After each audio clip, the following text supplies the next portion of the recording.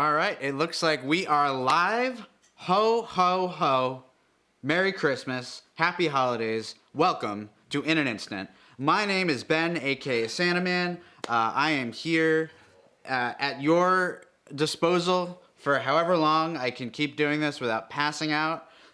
This is a special live episode. I figured it's the holiday season, dickory dock and all that noise. And, what better time than to go live and spread the holiday cheer. I'm a huge Christmas guy. I'm sure you can tell that based on my Instagram feed and the fact that I have like several Christmas videos, and this is only the second year of the channel. And we've got a live chat going here. So if you're tuned in here, and it looks like we've already got a bunch of people in here, I can communicate with you on the chat. If you're new to these live shows, essentially there's no format at all. Like I am just here, and if you have a question or a topic, I will feel free to just absolutely go nuts on it. Jim says Merry Christmas, Pola Pals. I say Merry Christmas to him as well. He's got a little Santa emoji in there. We got a ho ho ho. Terry Horn says Happy Holidays. AM says hello. Hello to you all. Merry Christmas from the Netherlands, says Pim. Oh my gosh. Happy Holidays from the Communist Film Club. Those people are doing incredible work spreading expired film all over the world. Today I have a beverage with me that is one of my favorite beverages.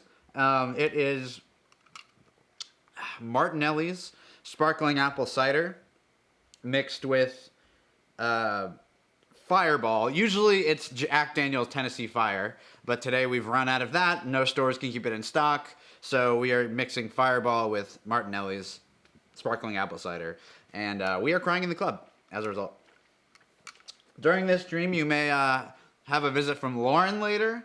Everyone's going nuts in the chat.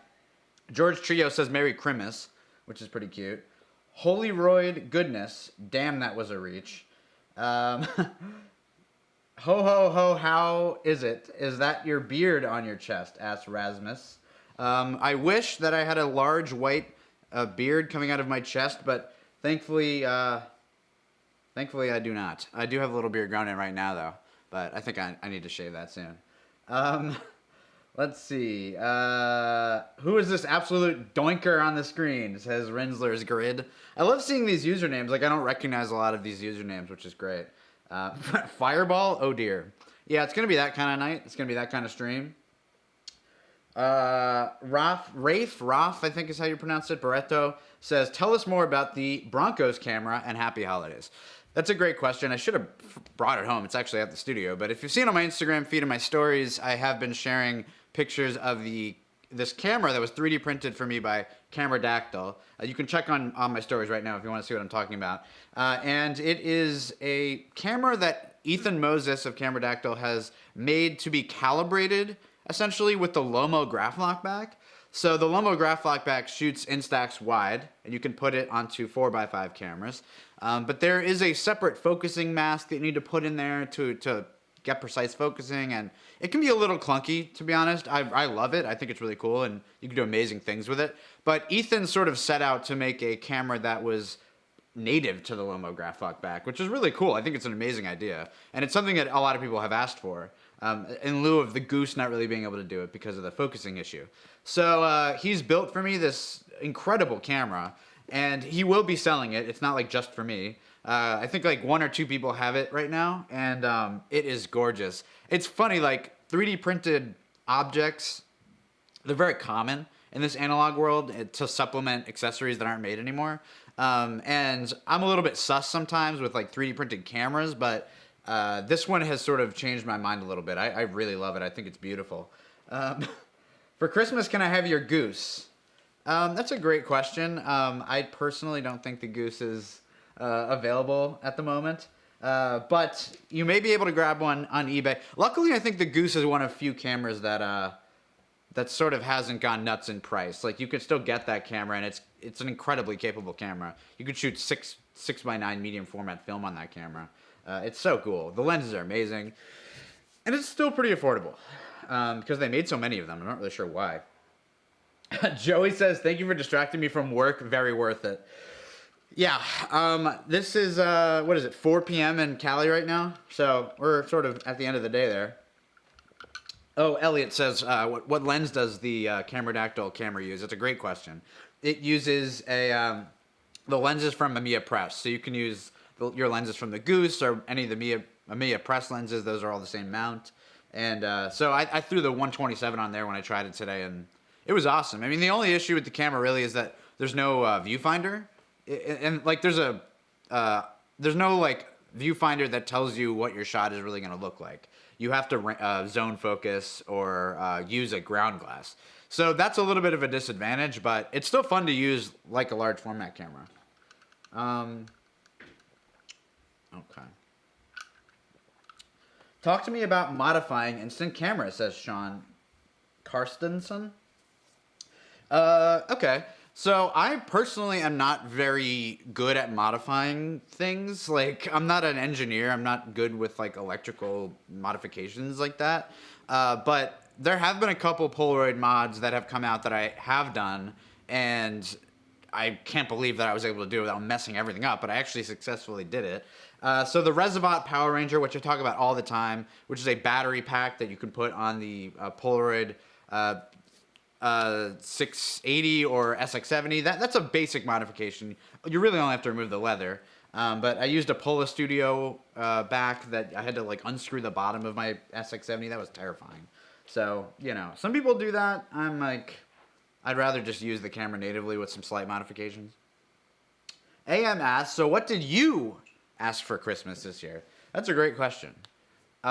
This year I asked for a 55 millimeter lens for my RB67 because I want to go super wide with it. I asked for the prism finder for that camera, like a couple of eBay things, hoping my parents can like navigate eBay auctions, which is like they're gonna do their best, and their best is gonna be amazing. And as always, film. I mean, film is one of those commodities that like it's basic to ask for, and you know it's not a creative gift necessarily, but it's something that you will be creative with. So we love that. I've got Lauren off camera here, and she's sort of nodding, which always makes me feel good. Okay. Oh my gosh. Rafe, can you tell me, is your nickname Rafe or is it Rafe? I don't want to mispronounce your name because I feel like I'm going to mispronounce it all night. Excuse me. But he said he was able to score 2 Taz Polaroids, factory sealed. Christmas morning will be lit. That is insane. The Tascam, which is the Tasmanian devil-shaped Polaroid camera, is extremely valuable. It literally is. I mean, people think it's like the funniest camera they ever made, and because it's amazing. But the fact that you got 2 factory sealed ones, those are worth like at least tens of dollars. Bent Billiard said, after your show about the Kodak Instant Film, I had to buy one. I wanted to use it with Instax film, and I'm too far in to turn back. Well, I'm curious if you've had any success with that, because that is somewhat challenging to do. You have to like do it by hand. Oh, it's Rafe. It's Rafe. Okay, so I was pronouncing it right. Rafe. Tristan says, hi, I'm a new fan. Oh my god, my dad is watching. And he says he owns eBay. So he's successfully mastered the eBay items from my Christmas list. And that is very reassuring. A gift guide request from Rasmus. Oh, we have a gift guide request? Thank you for... Lauren is like co-producing this live stream. She's helping me out because there is some delay on these a couple before your dad. Comments. Okay. Rasmus Dygard. Delgard? Dygard asks, any Polaroid Christmas gift guide this year, Santa? So the reason I didn't make a second gift guide video is because a lot of the stuff I put on last year's list is like, there haven't been that many new products this year, so I was like, I don't really want to do the same thing again. But let's see. Well, there's a lot of interesting stuff on... official exclusive. This is like a small thing, and it's like an accessory, but the pins on official exclusive are unbelievable. This is a great one. Lauren's gonna hand me one. These are another little gift you could get yourself or a loved one. These are Polaroid storage boxes, which are sold by Brooklyn Film Camera, and the design on the front might be familiar to you. Because it is the SX70 it's inspired by the SX70 from the intro of In an Instant, the show you're watching right now. So Kyle was like, yeah, I was gonna like try to get a new illustration made. Why don't you just make it for the box? So I designed sort of a new version of it. It's like debossed. It feels amazing. These boxes are great.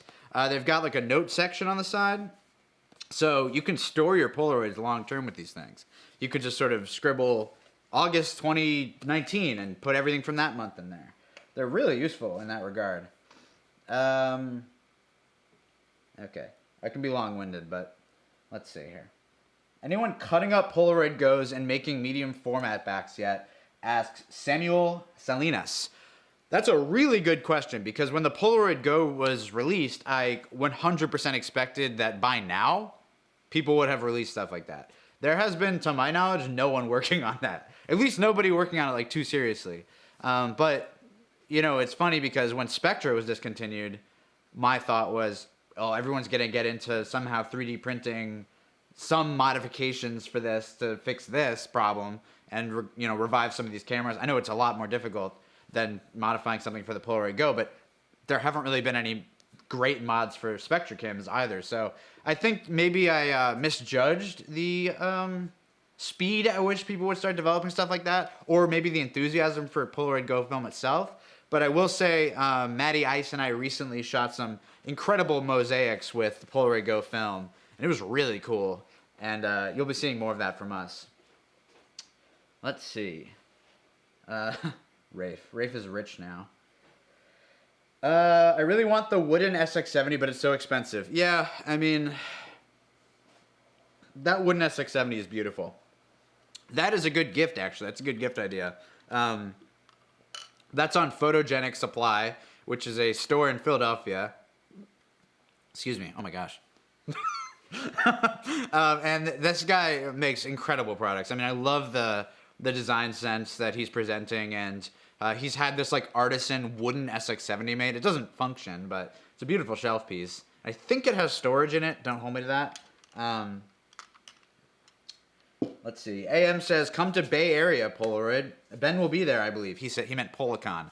Yes, I will be in San Francisco for Policon. I mean, barring any, like, I don't know what the deal is with COVID at this point, but, like, barring anything that makes that really impossible or not smart to do, I will be there, which is in March, I think, or February, or March, I think, middle of March. Let's see here. Yeah, Joey, I'll see you then, man. I'll definitely see you then. Melanin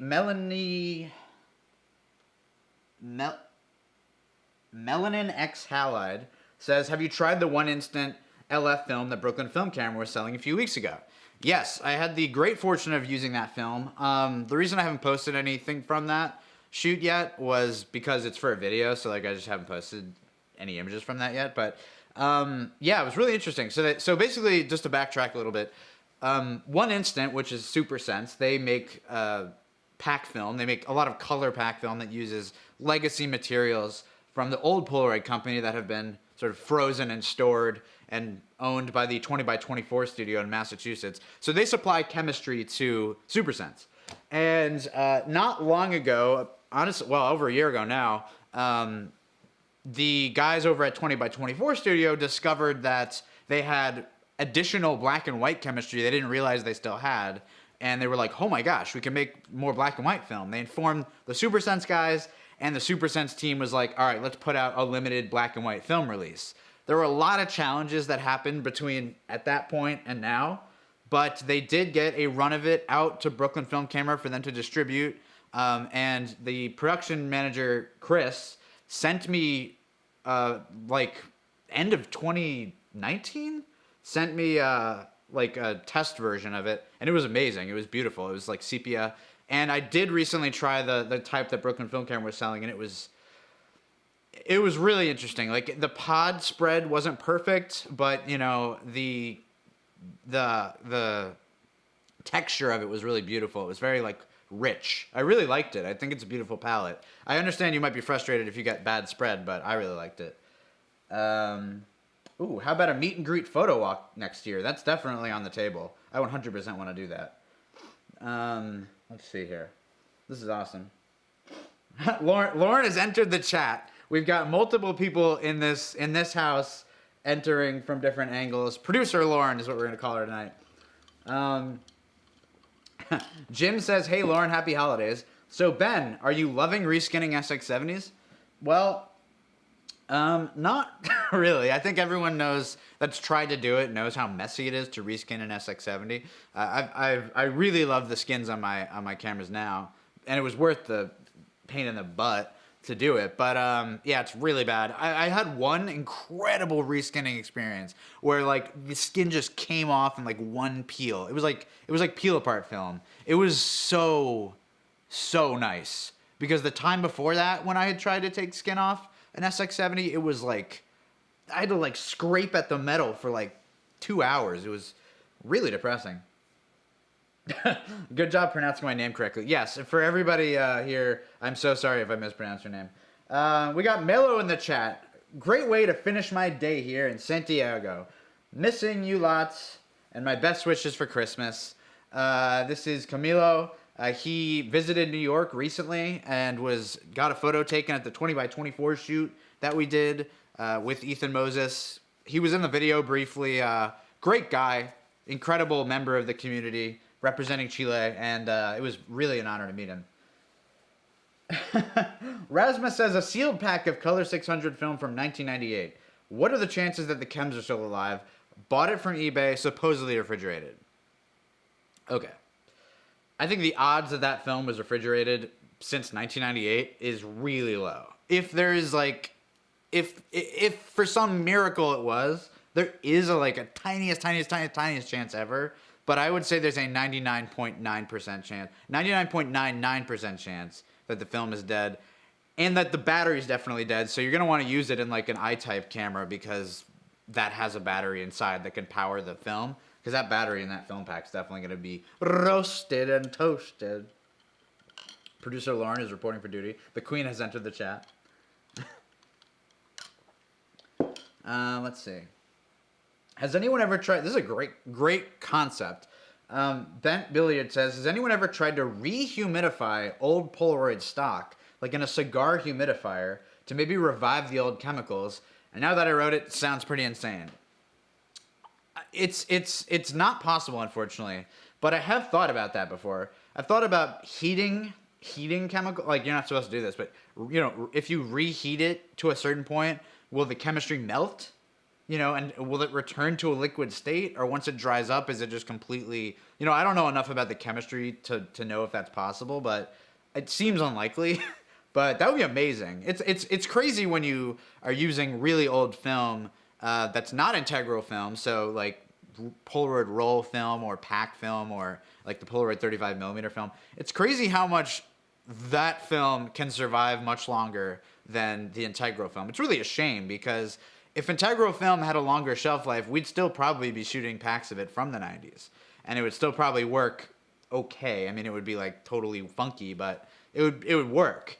And it's unfortunate that that's the one type that doesn't really hold up over time. It dries out pretty quickly.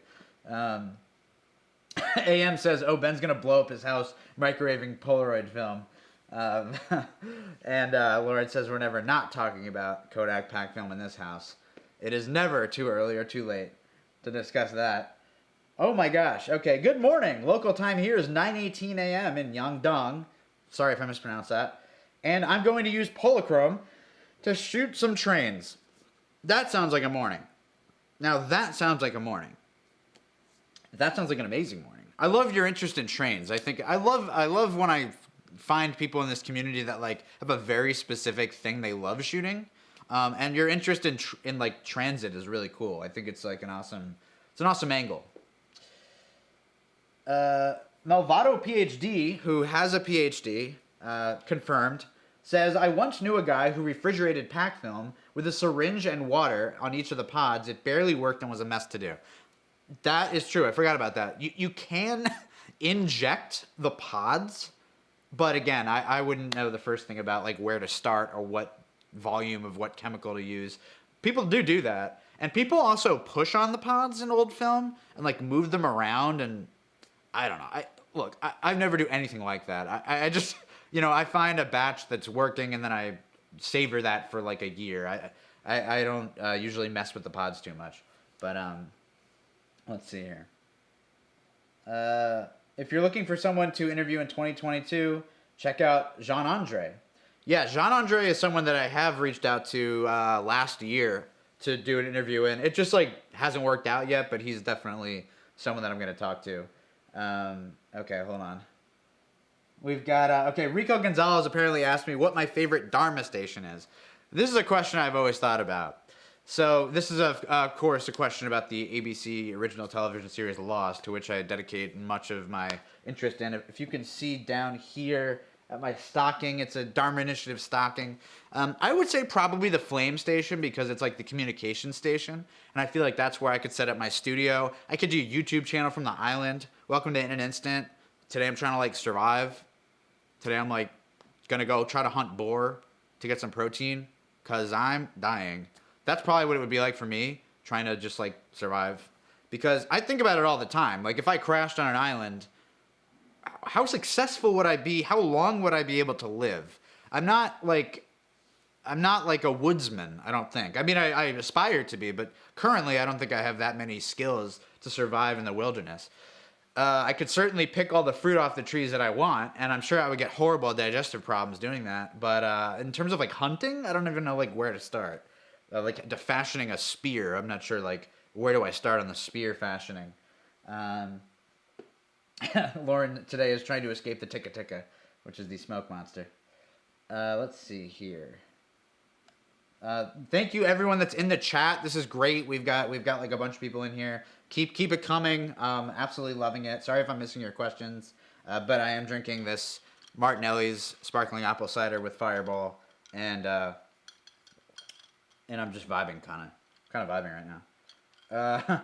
Someone said, this is a great question from George Trio, who is a contributor to the In an Instant Patreon and just an extremely supportive person. And I want to give a shout out to George G3.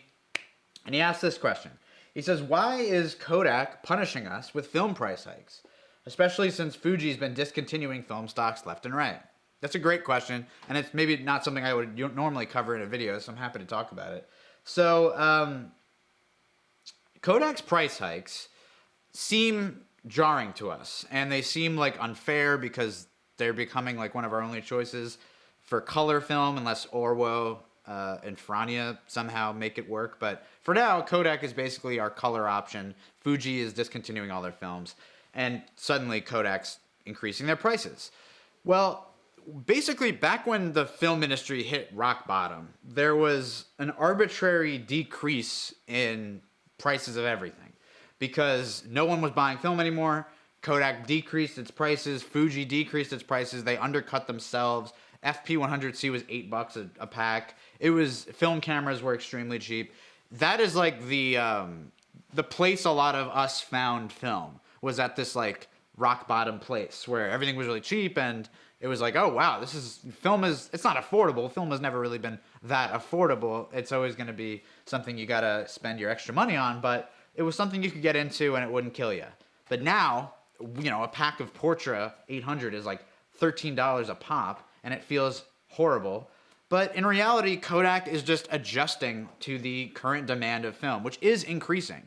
Film is as popular as it's been in the last, over a decade. The film prices are only increasing because Kodak is struggling to meet the demand of the new market, and they're readjusting. And that's a good thing. It seems like a bad thing, but it is a good thing.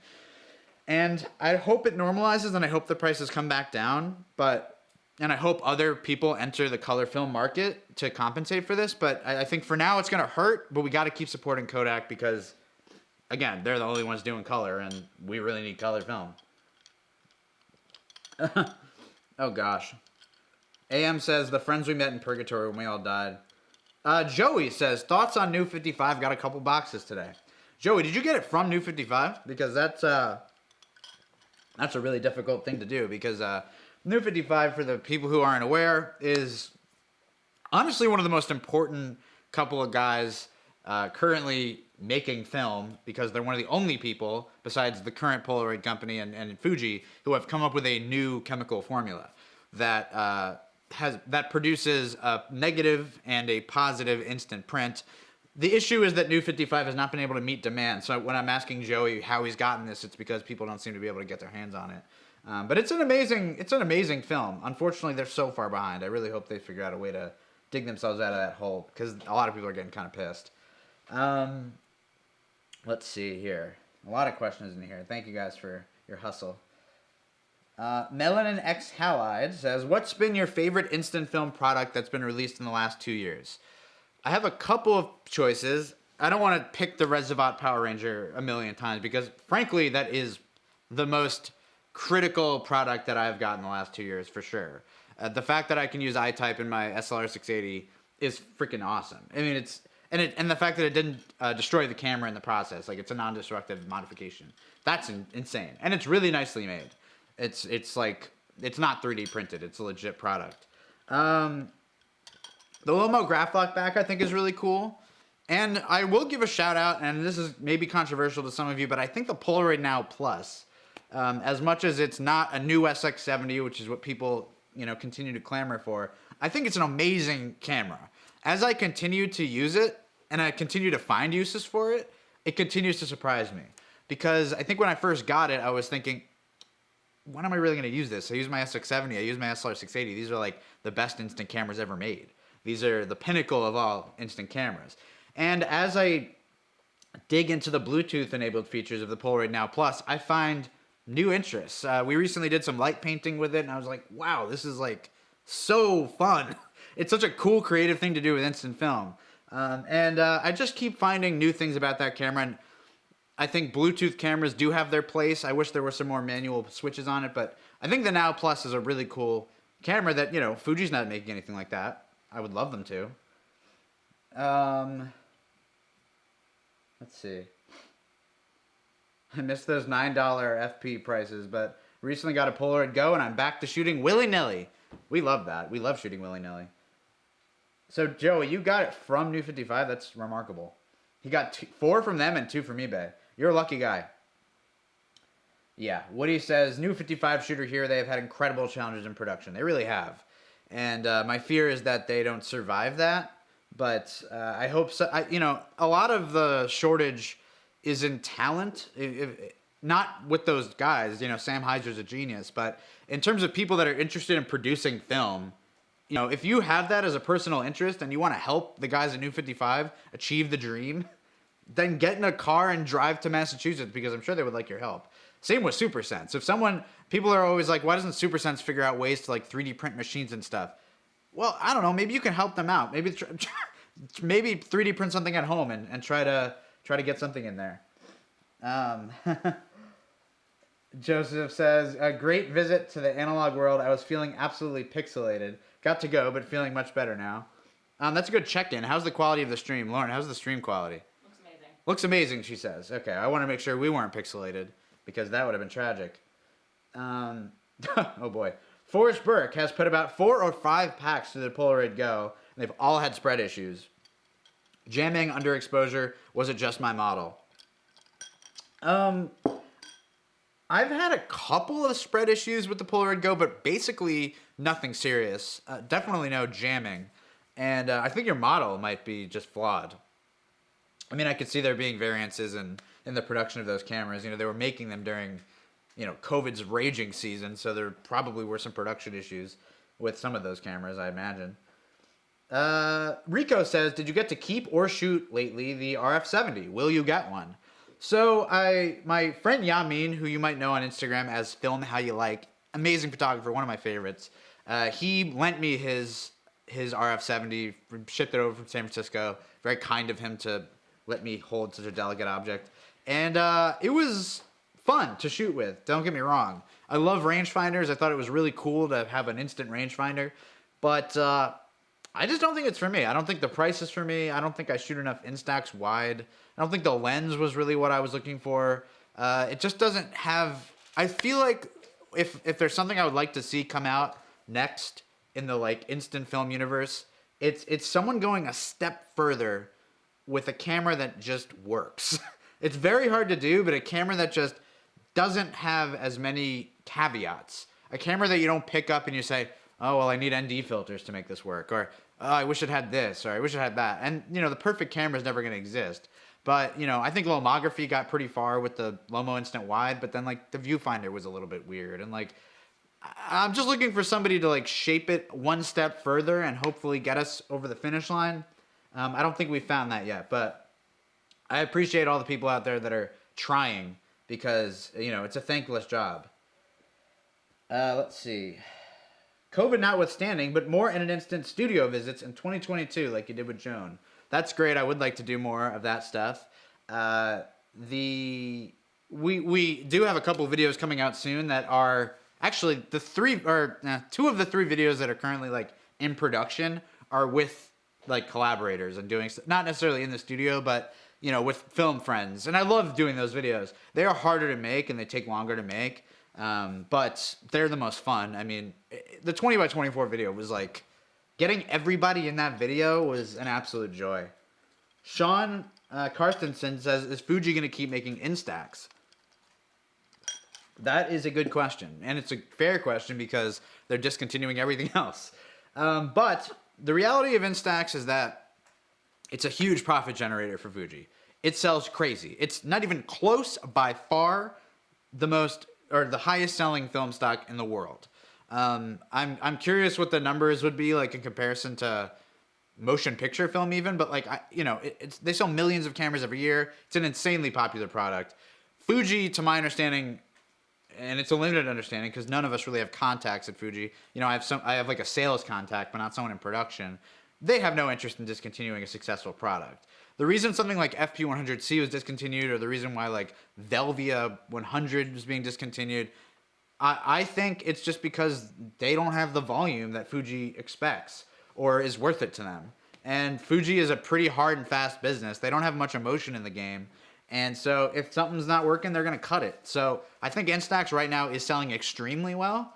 If in 10 years people lose interest in Instax, I would not be shocked if Fuji would just randomly discontinue it.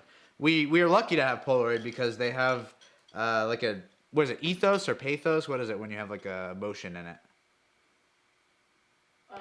Pathos? Pathos? Yeah. Pathos is FX. Okay, they have a pathos behind their product. They have people that are like caring about keeping a medium alive, which Fuji doesn't necessarily have. Actually, it's ethos. It's ethos. It's ethos. Pathos is the sad one. Ethos is the good one. Well, so what's pathos? Pathos is like, it depends on how you interpret it, but it's like to win an argument with like emotion. To win an argument with emotion. Okay. All right. So it's all right. Ethos is like the spirit of like community and stuff. So it has both. It has ethos and pathos. Yeah, I guess it does. Woody says the Lomo Graphic has one flaw. I get stopped constantly when composing a scene from curious folks. That's cute. I thought that was going to be like a serious issue. Tom Janikowski says, I want Polachrome and Polapan reintroduced in 2022. That would be incredible. Someone made a comment on the Polachrome video that they'd figured out how to make it at home. I don't know if that was like legit or not, but I'd be very curious to know what their process was. Because it would be cool if you could like make it yourself, make a little house blend. SAT words with Ben and Lauren, says Forrest. Are you excited about this is Elia Guard says, are you excited about the next 10 days? Because we must be getting 2 new Kodak film stocks, as they said they would release 2 new films earlier this year. Yeah, that was like a foot and mouth thing. The guy who said that was, first of all, he was in their marketing department. Second of all, he knew the moment he said it that he shouldn't have said it. He was like, don't quote me on this. He was like, this isn't like a fact. This is something we're like exploring. And it was right around that time when the Kodak pack film rumor started in an instant Discord. And I would love Kodak to introduce 2 new film stocks, but something tells me that's a very long way away, considering all the difficulties they're having with supply chain. Excuse me. Sorry for the... I usually don't drink carbonated beverages on lives for this very reason. Try not to hiccup. Wyatt Reading asks, when shooting SLR autofocus Polaroid, how much do you use or don't use the autofocus? It's a great question. I use the autofocus a lot. And, I shoot with a lot of Polaroid shooters, and they're using manual a lot. And they I just don't have the eye for that. I mean, I don't have a split prism in the viewfinder, so I would be eyeballing it. And it is a large viewfinder, but I'm not very comfortable with manual focus on the SX70. It's an extremely useful feature to have. And I love that I can switch to manual whenever I want, but I don't use it that often because the sonar is so good. And in like difficult lighting situations, it's freaking amazing.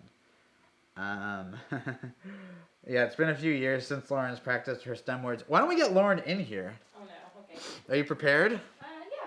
Yeah. Okay. I need a hat or something, I think. Yeah, there's Christmas hats right there. Broncos Christmas hat. Rinsler says, I absolutely love shooting Instax. I just wish there were some higher quality camera options. Yeah, I completely agree. And Forrest says that poor Kodak rep. Yeah, that guy just didn't make the right move. That was just not the right thing to say. Jules says, will you get the new Fuji Instax? Which Instax are you talking about?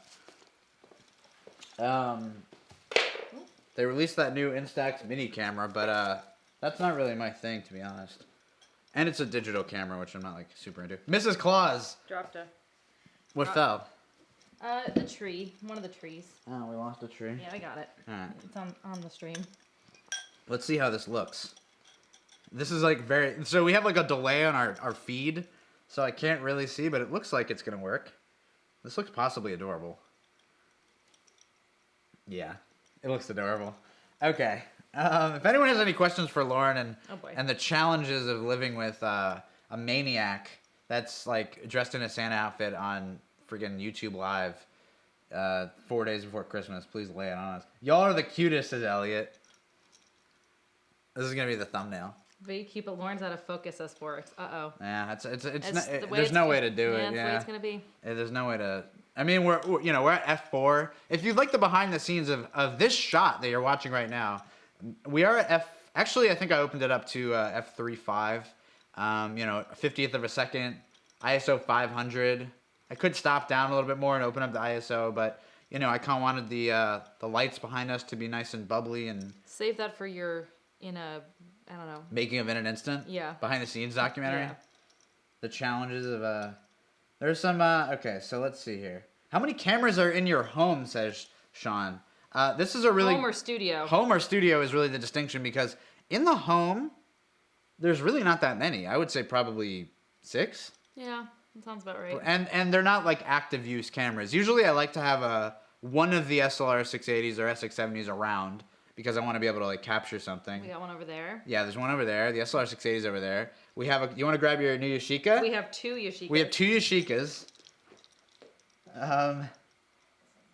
Couple goals, says Jordan. Buy a tilt shift lens, says Forrest. This would have been the perfect time for a tilt shift lens. Well, if you want Lauren in focus, I think she's gonna have to sit on Santa's lap. Yeah, this is still family friendly hour. Yeah, right. After 8 p.m., we'll start seeing what we do with that. Jules says, love your videos. How many cameras does Lauren have? That's a great question. Lauren has 3 cameras. This is my newest acquisition. My first rangefinder camera. Yeah. And I have a Pentax, just like point and shoot. And then I have a double film toy camera, which Ben got me for Christmas last year, which was my gateway drug. That one we still have. Yeah. And the other one broke. Yes. I had a 4th one, but she had a Kyocera T2. Yeah. Which, it didn't survive long. But we almost got a Contax TVS early on. I almost wish we got that immediately because I think the prices have gone up. Yeah. What are you going to do? It wasn't at the time. It didn't feel like a responsible thing to buy. But now we've got the Sheikah Electro 35. My first roll, I'm almost done. Yeah, we're only almost through the first roll. We've bought this camera 3 times. First time I got it at a antique store in Rochester. Looked like it was in amazing shape. Didn't look like there was any corrosion. Camera didn't work at all. Sent it over to a technician. Guy couldn't fix it. Second one we bought arrived not working. Yeah. Unfortunately. Yeah. Despite it was from an Etsy seller. Third copy comes from a technician in Japan, and I trusted him, and thankfully the camera appears to be working. We have not reviewed the roll, but we will develop that in the apartment. Do you develop your own 35mm? That's a wow, what a segue, Sean. Yes, much to Forrest Burke's chagrin, I use the Cinestill Monobath because it's incredibly easy to use for black and white, and there's no reason to freaking fuss with anything else for me. You know, for my uses, being able to throw a 35 millimeter reel into a little monobath goes a long way.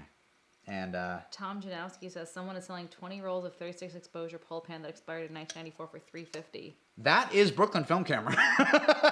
That is a Brooklyn Film Camera, which recently acquired a case of pole pan, and so. Boo, says Forrest. Yeah, Forrest hates monobath. Forrest has like a complex about people's ability to develop their own film with different things. Yeah, Cinestone monobath for the win, says Matt Hopkins. Shout out to Matt Hopkins, another supporter of the channel. Absolutely love that lad. We've got a lot of analog questions. Ben, do you ever shoot photos on digital, or is it strictly an analog hobby for you? Rinsler, that's a great question. I think I just got like Santa hair in my on my straw. So professionally, I shoot mostly digital. To be honest, it is just what the demands are of the job of videography and photography. I have had very few clients that were like, I want analog. I think that might honestly change because people are getting much more interested in the analog process. And since I started the channel, my footprint has been larger in sort of the analog space. So I do get contacted more as a result of the channel and a result of the Instagram. So we've got another monobath hater in here. Oh my God, who? Oh, freaking heck. I lost a lot of film. Okay, well. Sounds like Santa's drink is getting low, says AM. Here, Lauren, why don't you take over? Oh boy, okay. Sit in the blue chair. Sit in the blue chair? Okay. I don't want to move the chair in case it puts everything out of focus. All right, let's see what's going on. I think someone asked, what did Lauren ask for Christmas? I can answer that. Let's see. Yeah, answer that. AM says, what did Lauren ask for Xmas? What did I ask for Christmas? I asked for really not much. We're getting married this year, you know, just trying to keep it focused on that. Should I tell them about our like wedding thing? Yeah. So we are not really doing presents this year because Ben and I are buying and commissioning a custom neon sign. I'm sure nobody in this group is surprised right now that we are going to get that made for us. So that's going to be a wedding present for ourselves. So making neon is expensive, so it'll be our last name, Fraternales. Lauren wants some Rodinal for Christmas. What is that? He's talking film developer. Oh, film developer. Okay. Yeah, no, I don't think I'm ready to develop my own film yet for us. That's like, I'm just like trying to get stuff in focus. The ante. That's true. That's true. But what did I ask for Christmas? You know, pajamas. I love a good pajama. Congrats on getting married soon. Thanks, guys. Matt Hopkins says that's awesome. Love neon. Yeah, everyone loves neon. We got a lot of neon in our apartment right now. This is so adorable. None of it in frame, but no. All off frame. Just trust us when we say there's neon in the apartment. Are y'all shooting digital on the wedding or film only? Great question. Great question. We are working through that right now. Definitely going to be doing a mix of analog and digital. For obvious reasons. I would say there's going to be a digital presence. Yeah. Because it's a wedding and you want to get. Sorry, I'll lean forward to try to be in focus. There's a responsibility to give people a certain package. The wedding is not just for us. Yeah. It's for everyone that's in attendance, and so we do want to get digital photos out to people, like dance floor stuff that like it doesn't have to be on film. Yeah. But there's definitely a desire and a logistical thing we're trying to figure out now, how to do both and get like large format stuff done of the family and maybe either have an 8x10 or a 4x5 and have someone shooting pack film. I mean, there's a lot of options up in the air right now, but we are getting close, and we're gonna have to make a choice on that soon. But Lauren, get a lab box. What's that? Where is that? Jim. Oh, so Hi, there. Jim. Hi, Jim. Jim is shout out to Jim. Also, shout out to Ants. Shout out to Ants. Major shout out to Ants. But a lab box is like a daylight processing box, so you can sort of load your film, your 35mm film into it and develop it mostly without being in the dark. Oh, that's so fun. it's kind of nice. Yeah. And it's pretty easy to use. I don't own one. Hey, I'm gonna put some instant cameras on the tables and have your family take embarrassing photos of you and everyone there. Also a great option. I mean, that's definitely an option. We're low-key just trying to get sponsored by Polaroid. Shout out to Polaroid. Yeah, if any of my Polaroid friends over in the Netherlands or New York are watching, just throw us some film. I mean, look. Films, a couple cameras. I mean, I've been doing a lot of work over here on this channel.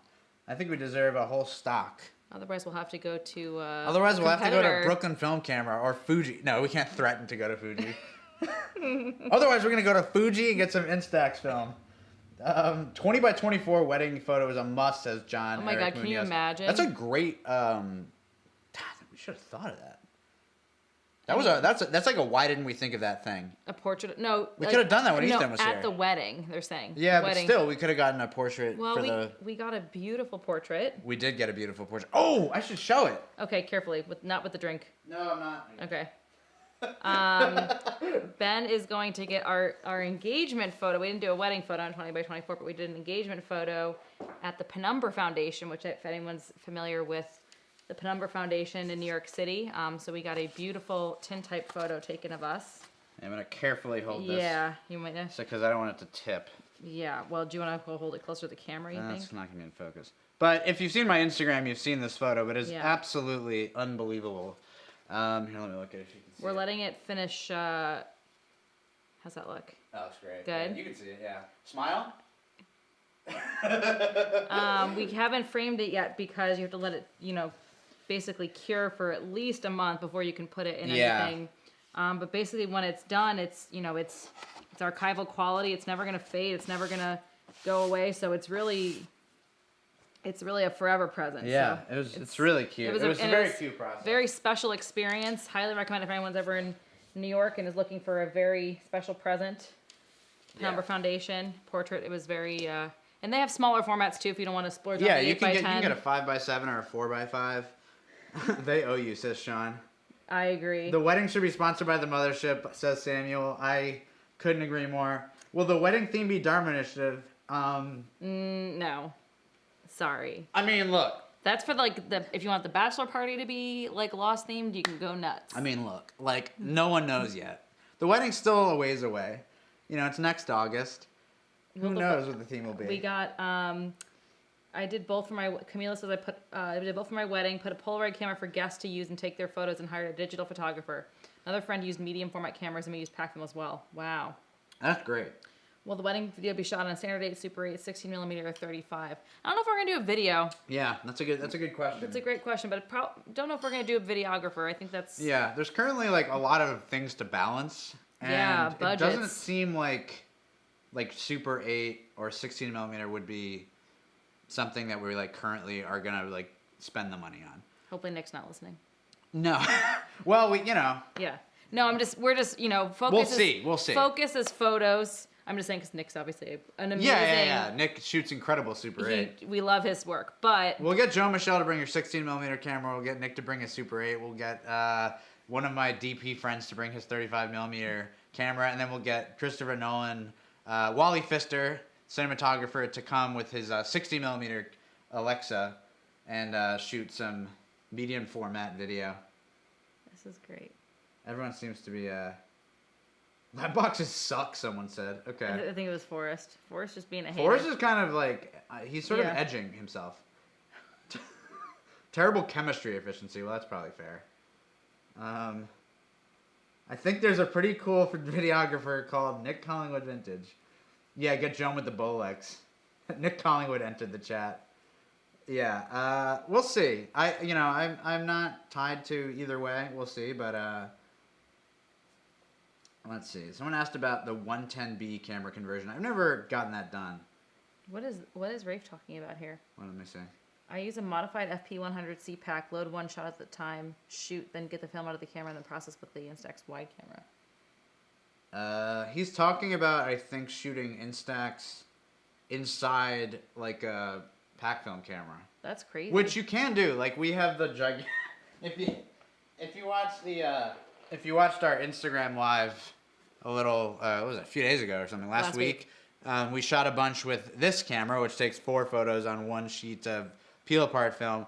But apparently JP, who lent this to me, had previously figured out a way to load this with Instax wide film. So you can do it. You can do it. I mean, the film is the exact same size. What's your AIM name? Oh my God. Wait, that's a great question. What was your AIM name? What was my AIM name? I had a couple.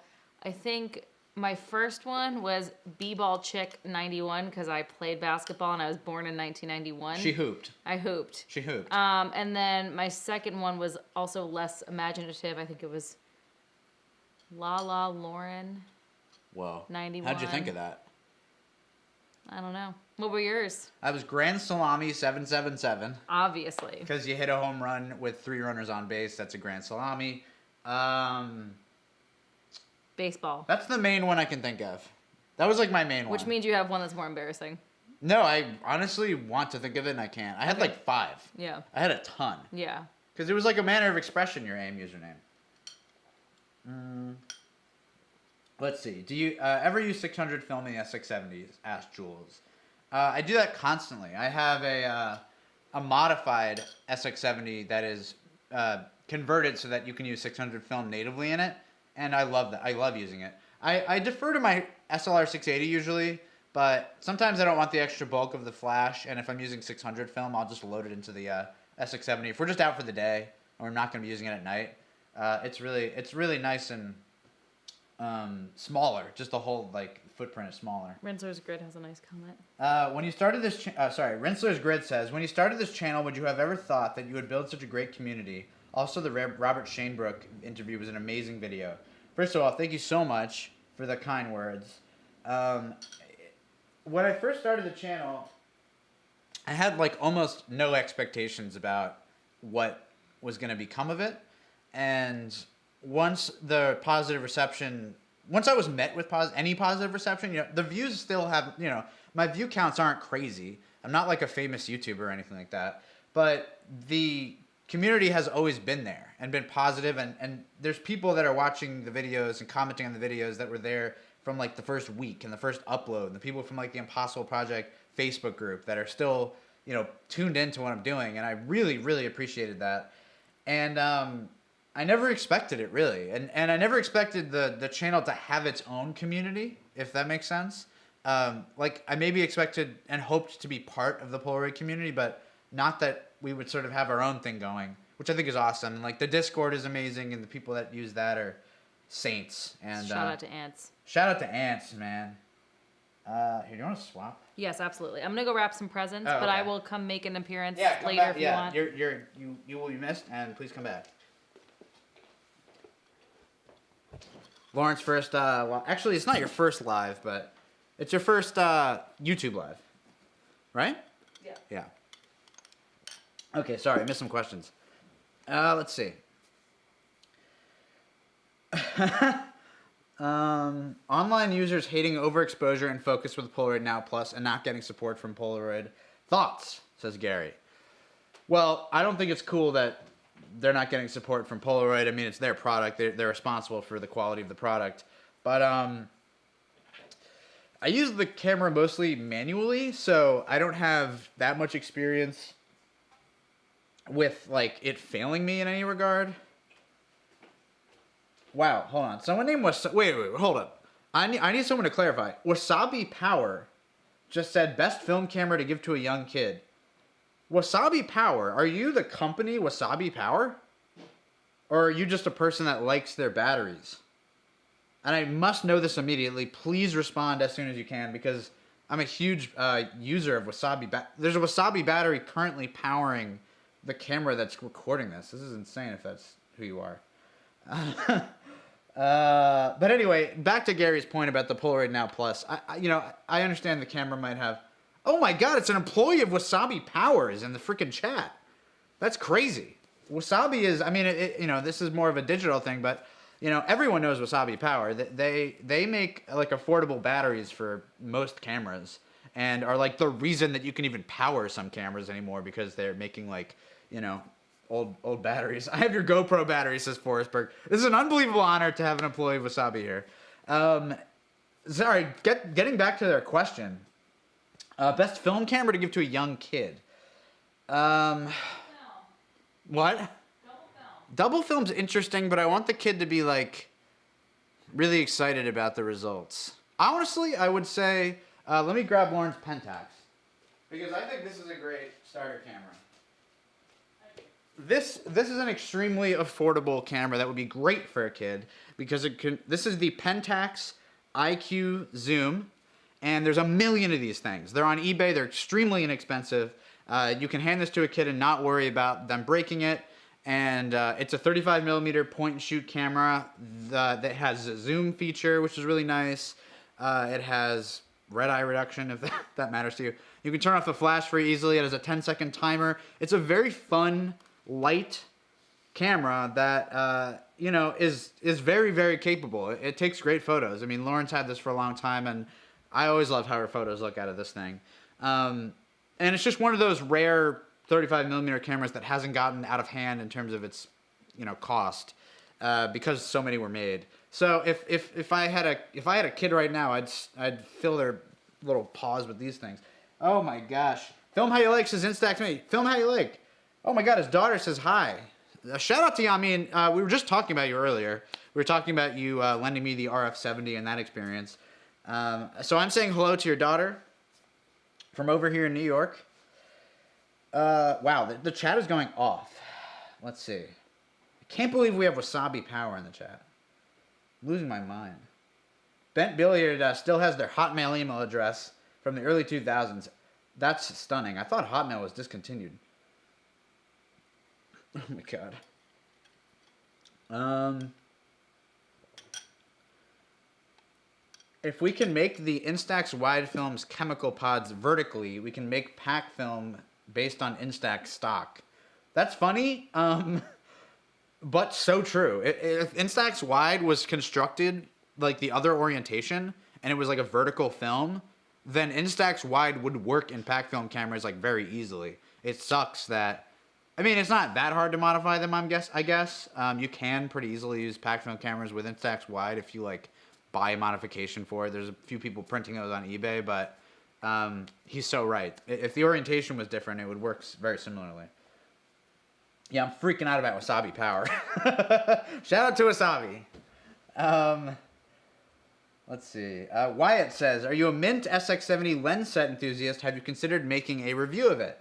The lens set that... I don't even know what's in that set. I've never really looked at it too hard. I know there's a close-up adapter, but I'm not really sure what else is in that set.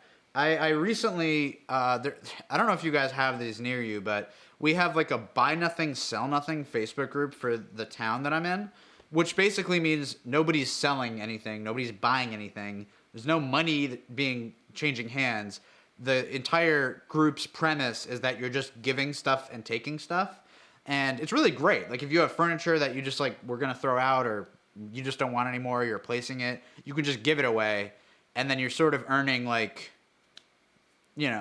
karma points, I guess. And then, you might feel better about saying, hey, can I have this CD player? Not that you want a CD player. It's a terrible example. But so anyway, there's a guy in our local group who, there's more to say about this guy. He's an incredible person, but he has tons of Polaroid stuff. He has like large format film holders he's listed on this thing that he's giving away. And he gave me a lens set of the Spectra filters, and Lark Hill Prints, Shanna from Lark Hill Prints, had made me an adapter for that a long time ago. So I love using those filters. This is not what you asked me at all, but that's to say, I do use a filter set recently, and I'm loving it. I think it's so fun, and I highly recommend it. I think the Spectra filters are not that expensive. Red Folio says, what's happening with 8x10 instant film? Amazing question, because I think that's on everybody's mind who cares about large format photography. Forget about Polaroid. If you care about it, it's one of the most unique formats for 8x10. And it does appear to be in some level of peril, because it's very time consuming for Polaroid to make it. It requires a separate machine, which is amazing that they even saved this machine to begin with, which is an 8x10 pack film machine that has been like retrofitted to make integral film. And, it just requires time and energy and money to run this machine at a loss. Essentially, they don't make any money off of the 8x10 film, so it's always like a big bear on them to do it. So it's been a long time, and everyone's getting impatient, and I really hope that the 8x10 film comes back soon. There's been a lot of announced release dates, and all of them have been pushed back. Every time I'm told with confidence from somebody at Polaroid that there's definitely happening at this time, it doesn't come. So I'm really hoping that February-ish we get a run of it, but I'm not holding my breath. I just hope they don't discontinue it at this point, because that would be like really bad. Check out Stills. He takes peel apart portraits of celebrities, says Fletcher Vinson. Abel says, rumor, Wasabi to bring back pack film next year. That would be the biggest development of this entire stream. Oh my God, they've just commented. What is pack film? Okay, so Wasabi Power. Pack film is a type of instant film that was discontinued by Fuji Film. They were the last manufacturer of it, and it's a peel apart type of film. So you take a photo, you pull it out of the camera, and then you peel it open and it reveals the photo, and it's incredible. It's an incredible product. I mean, it's one of the most amazing films that's ever existed. And basically what we would like from you and Wasabi is to revive the format. This will require an investment of at least $500,000 to $1 million. You'd have to completely change your company's philosophy and probably have to spend a lot of time and money on research and development. But I promise you, you will sell tens of dollars worth of pack film units. And I really believe at this point, I'm almost guaranteeing it, Wasabi is bringing back pack film. That's the rumor we're starting tonight. I think we got to get this going. Artie Milano says, holy sexy Santa. Artie, shout out to you. Welcome into the chat. Quick, go grab some pack film and demonstrate for Wasabi Power. I don't have anything I guess I could take a picture of Lauren, but she's now wrapping presents. That was incredible. Okay, now we've got Wasabi Power reviving pack film here. Let's see, sorry, let me just jump back here. Gary says, I'm hoping that Fuji will get through support for the hybrid mini Evo that they sell, and we'll create a Big Brother version using Instax Wide. Understand digital, but anything that keeps instant alive. Gary, I agree with you about your philosophy there. I'm not like an Instax Mini Evo was not like a product that I was like, I need this. You know, it's a digital camera that prints instant film. But it would be cool if there was a wide version of that. I think if an Instax Wide camera comes, it will probably be that.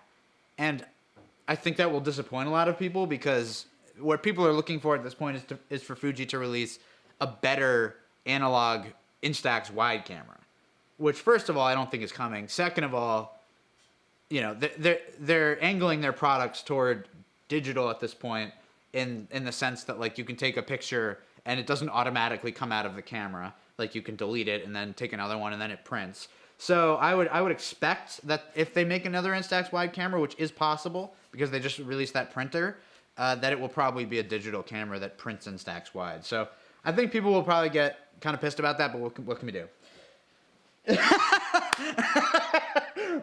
Wasabi Power says, we only have 5 employees. Probably not going to happen. I'll have to share with the owner. First of all, Wasabi Power only has 5 employees. The quality of your products are incredible. But look, I mean, if you've been able to accomplish what you've been able to accomplish with 5 employees at Wasabi Power, then I think with that brain trust, you could bring pack film back in 1 month. You know, build some machines. You've clearly got the ability to do that. And yeah, just fire it off. It's not too hard. Wasabi Power 100C. This chair's a recliner, by the way. So, you know, I'm not going to do this, but I could do this as I'm thinking about Wasabi pack film. Okay.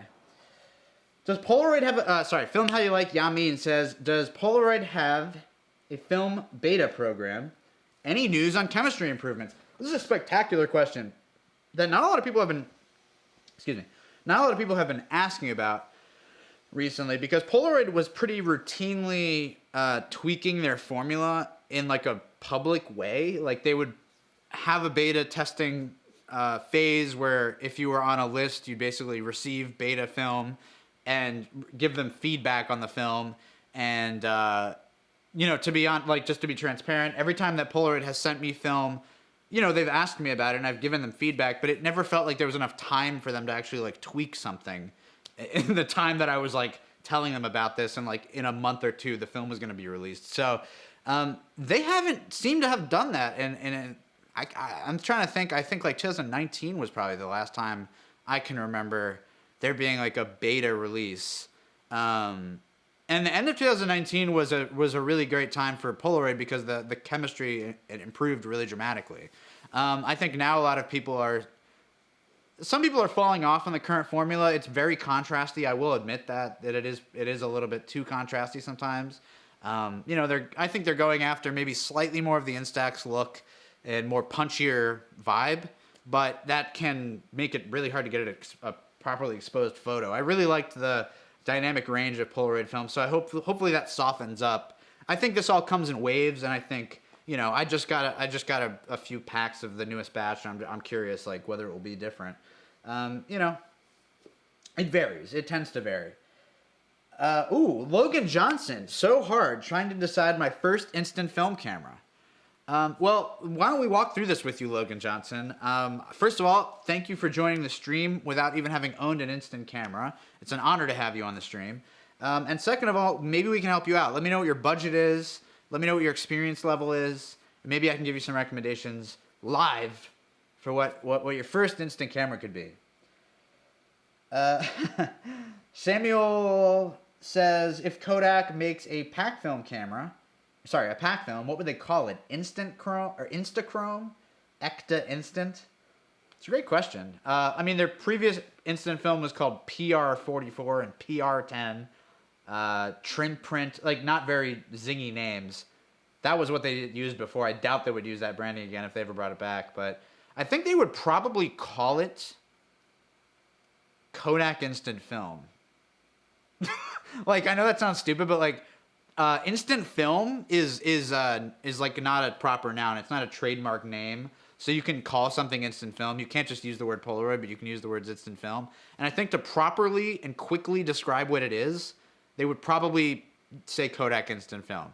And I think that name would be immediately sell what it is. Hopefully that happens. Oh my gosh, hopefully that happens. 69 current viewers. Nice, says Lauren. Elliot says, does Polaroid film variation come from the producer of the negatives or the chemistry itself? Elliot, the variations you typically see are coming from the chemistry in the pods. The negative, or not the negative, but the transparency and the backing layer are really not changing that much, or maybe even at all. It's the chemistry in the pods that's changing that much. Let's see. Ken says Impulse AF. Shout out to Ken. Shout out to the Impulse AF. It's the first review I ever posted on the channel was of the Impulse AF. It's a great camera. It's a camera that's hard to miss with. Oh my god. Angel Telez or Angel says, oh my god, finally in a live. Love to all the community. Shout out to you, my friend. I'm so glad you made it into a live. Sean says, what about Kono effects for Instax? Those are cool. I've never actually used them, but I understand how they work. So Kono releases like funky films, which they like do stuff to, like pre-expose things onto the film. And they sell a filter set, essentially, where you can slide it onto the front of the film packaging, similar to how you would use an ND filter on a Polaroid cartridge. And it like exposes stuff onto the film. So like stars or, I don't know, thunderbolts and stuff like that. Kelvin Wimmer said, how do I get an NFT of Ben in a Santa outfit? If Wasabi Power releases pack film, I will officially get into NFTs. That's my guarantee. But only then. Red Folio says, really appreciate all you are doing for the instant film enthusiasts. Thank you and Merry Christmas. Merry Christmas to you, my friend. Thank you so much for being on the live. Really appreciate it. I really appreciate everybody that's in here. We have over 70 people in here, and we've eclipsed an hour. We've well eclipsed an hour. I've lost track of time because, I'm having a great time with everyone in here, and the chat has not slowed down, which you know, it just warms my heart to see this activity and to see all these names, these familiar names, because you know this is the family, talking freaking Fast and Furious over here. Rafe says we're just waiting for Kodak Pack Film to release on Christmas Day. Oh my gosh, could you imagine? Like, it would be amazing. I mean, that's like outlandish, but even just anything being like released, there's so few things I feel that can surprise us at this point. It feels like nothing can come out of nowhere because there's so many insiders in the industry that leak information and talk about stuff, and even like Lomography at this point doesn't release stuff suddenly. They're going about releasing products by like doing like pre-releases of like a year. So like they're bringing back Lomo Turquoise, but it's not coming out till next year. I would love something to just like slap us in the face, complete surprise. I would love to be shocked. I would love to be shocked. I would love to be pleasantly surprised. Maybe not shocked, because shocking me at this point could result in a heart attack. I've at this point had quite a bit of Fireball. Camilo says, Ben, thoughts on Kodak's newest disposable and unnecessary cameras? This is a really interesting development. So Kodak, to my understanding, they're not producing these cameras. The M35, I think is what it's called. These are essentially disposable cameras, but they can be reloaded. So the lenses and the camera bodies are similar to disposable cameras. Similar to the thing like Ilford does with their HP5 camera. Kodak has a Tri-X one now. So these cameras are fun, and I think they'll get people into film, and I think that's good. And I'm always interested in more cameras and more products for people to get interested in. But oh my god, drinking this carbonated beverage is not a good idea. Yeah, unfortunately, it's not like a good camera for us to use. It's for like a young kid to pick up and have some fun with, which I think it has its place. Let's see. Who would you cast as Edwin Land in a biopic? Says Luke. Oh boy, my thing just jumped. Luke McGarland said. I recently thought about this because someone asked it in a Q&A I was doing, and I said Jeff Daniels, which seems like a weird choice, but Google Jeff Daniels, and you might start seeing the resemblances between him and Edwin Land. They have like similar jaws or something. Let's see. Wow, I'm surprised there's people in here that don't have instant cameras. I'm honored to have you here. Caleb says, I don't have an instant camera, but I've been using an RB67 for a year. I've also been shooting digital for about 10 years. Any recommendations? Well, if you have an instant camera, if you have an RB67, I think I'd wait a minute because Reservat, who I talk about all the time, who makes the Power Ranger, which is the power source for to convert I-type, to convert S670s into I-type cameras, they are going to be re-releasing their Instax backs or Polaroid backs for the RB.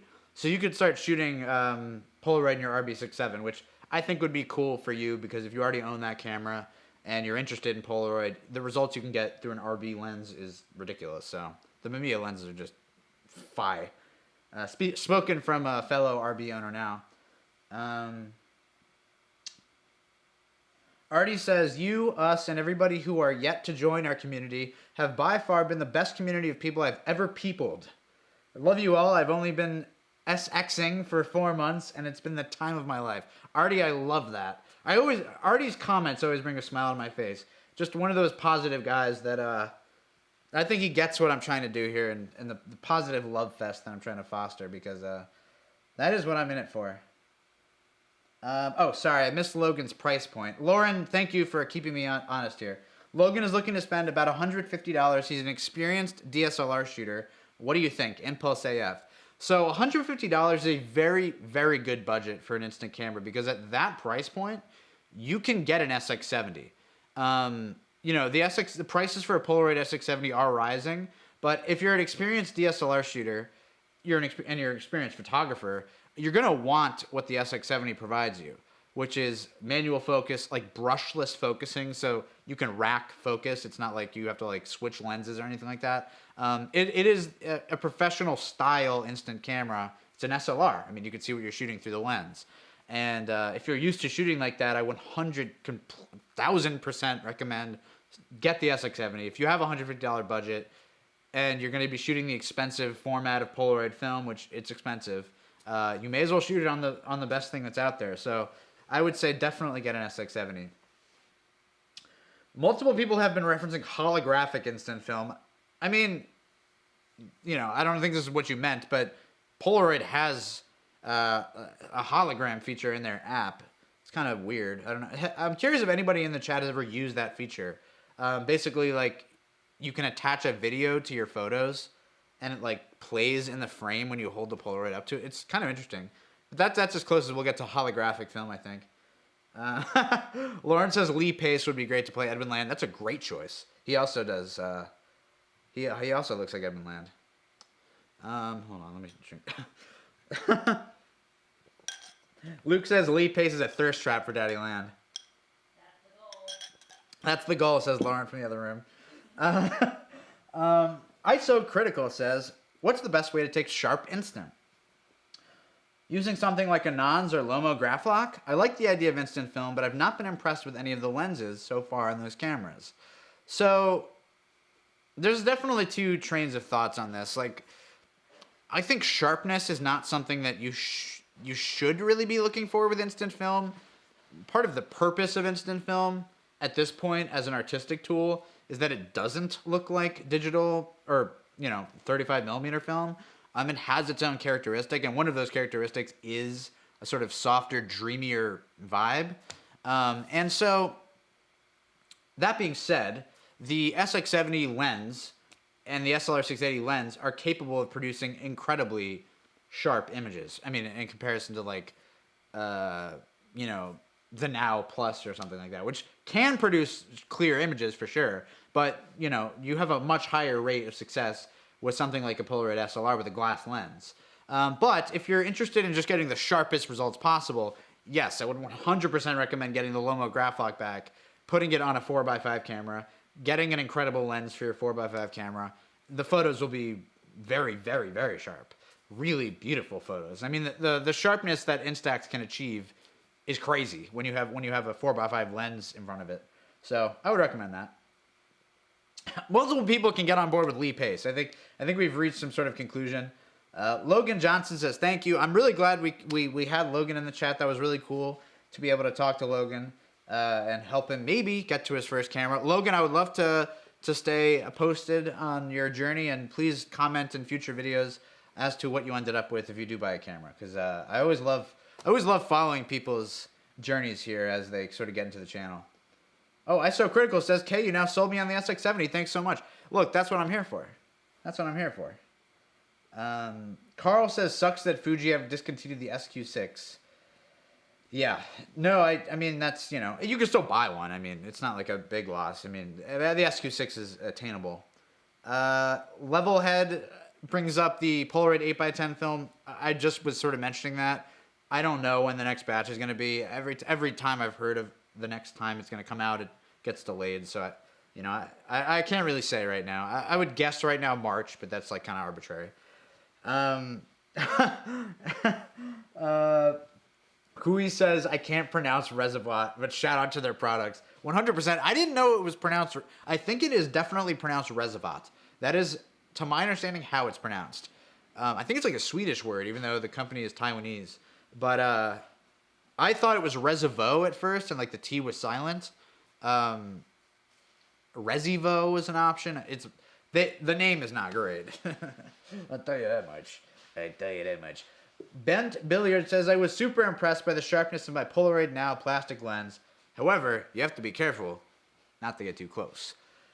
Yeah, I would like to give a little bit of a shout out to the Polaroid Now lens. It is an improvement. As much as I, don't love a plastic lens that much. Christ on a cracker. As much as I'm not like a plastic lens guy, I've taken some very, very clear, sharp photos with the Polaroid Now Plus. So it's doable. I mean, I'm a fan of the i1. The Polaroid i1 was also a plastic lens that took really clear photos. And when I say clear, I mean sharp, because yeah, I don't want to overuse the word sharp when it comes to instant film because you're not really getting sharp photos. But oh gosh, Carl Tanner bought a Lomo Graphlok, but it's been held up in Singapore. The authorities have it held up. They probably think it's a brick of C4. Oh my gosh. And now the CIA is up in the stream, and they're like, did someone say C4? Someone say C4? Whoa. Terry Horn, it's 9:18 where you are. Gotta go be productive. Thanks for the wonderful live special. Gonna go work on my Lomo wide and see if I can fix it up and go shoot some film. Good luck to you on your repair. That's admirable of you to try to repair the Lomo wide. Terry, I hope you have a great day, and I hope you take some good pictures.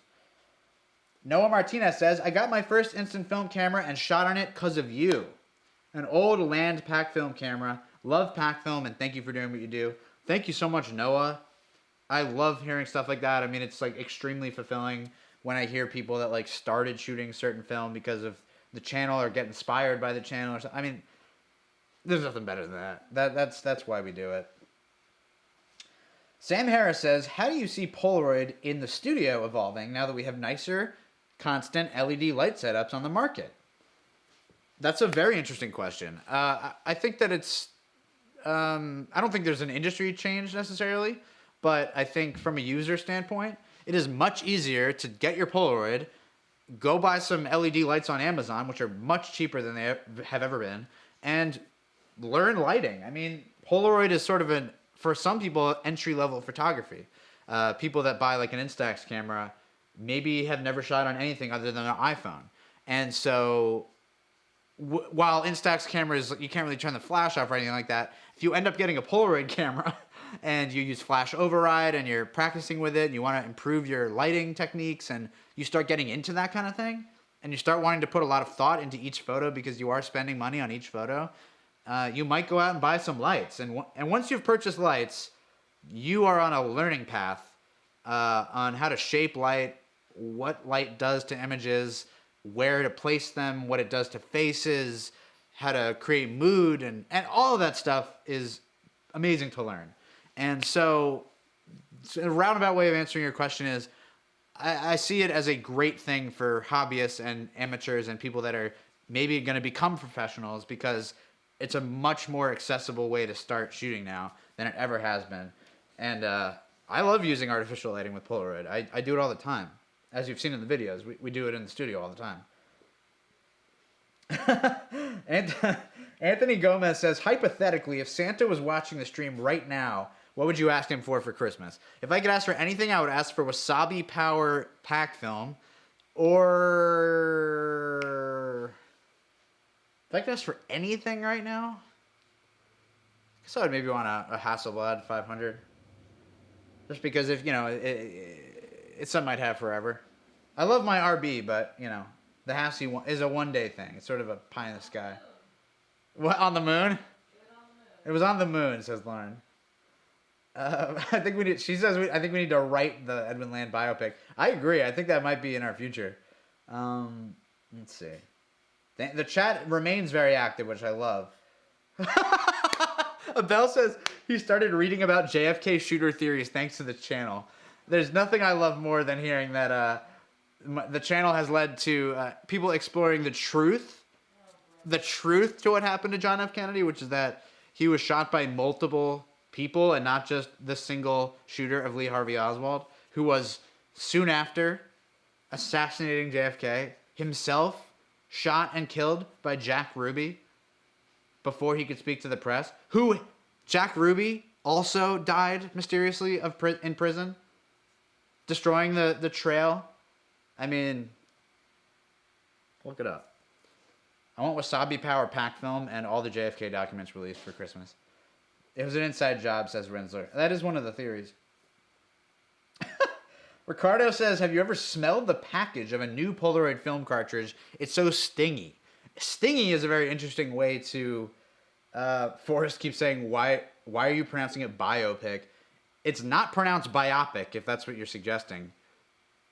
So I don't know what you think. Yeah, how is he supposed to say it, says Elliot. Biopic is not how it's pronounced. It's a bio picture. It's a biographical picture. This is what the word means. Sorry, I was in the middle of answering something and I got sidetracked by that. Well, I don't know. I don't know what I was saying. It's very hard to keep track of what I'm saying. I'm talking a million miles an hour. Smell of the new film. The what? Oh, the smell of film. Yeah, the smell of film. I love the smell of film. You know, it's something I've gotten really attached to is the smell of the paste in the film.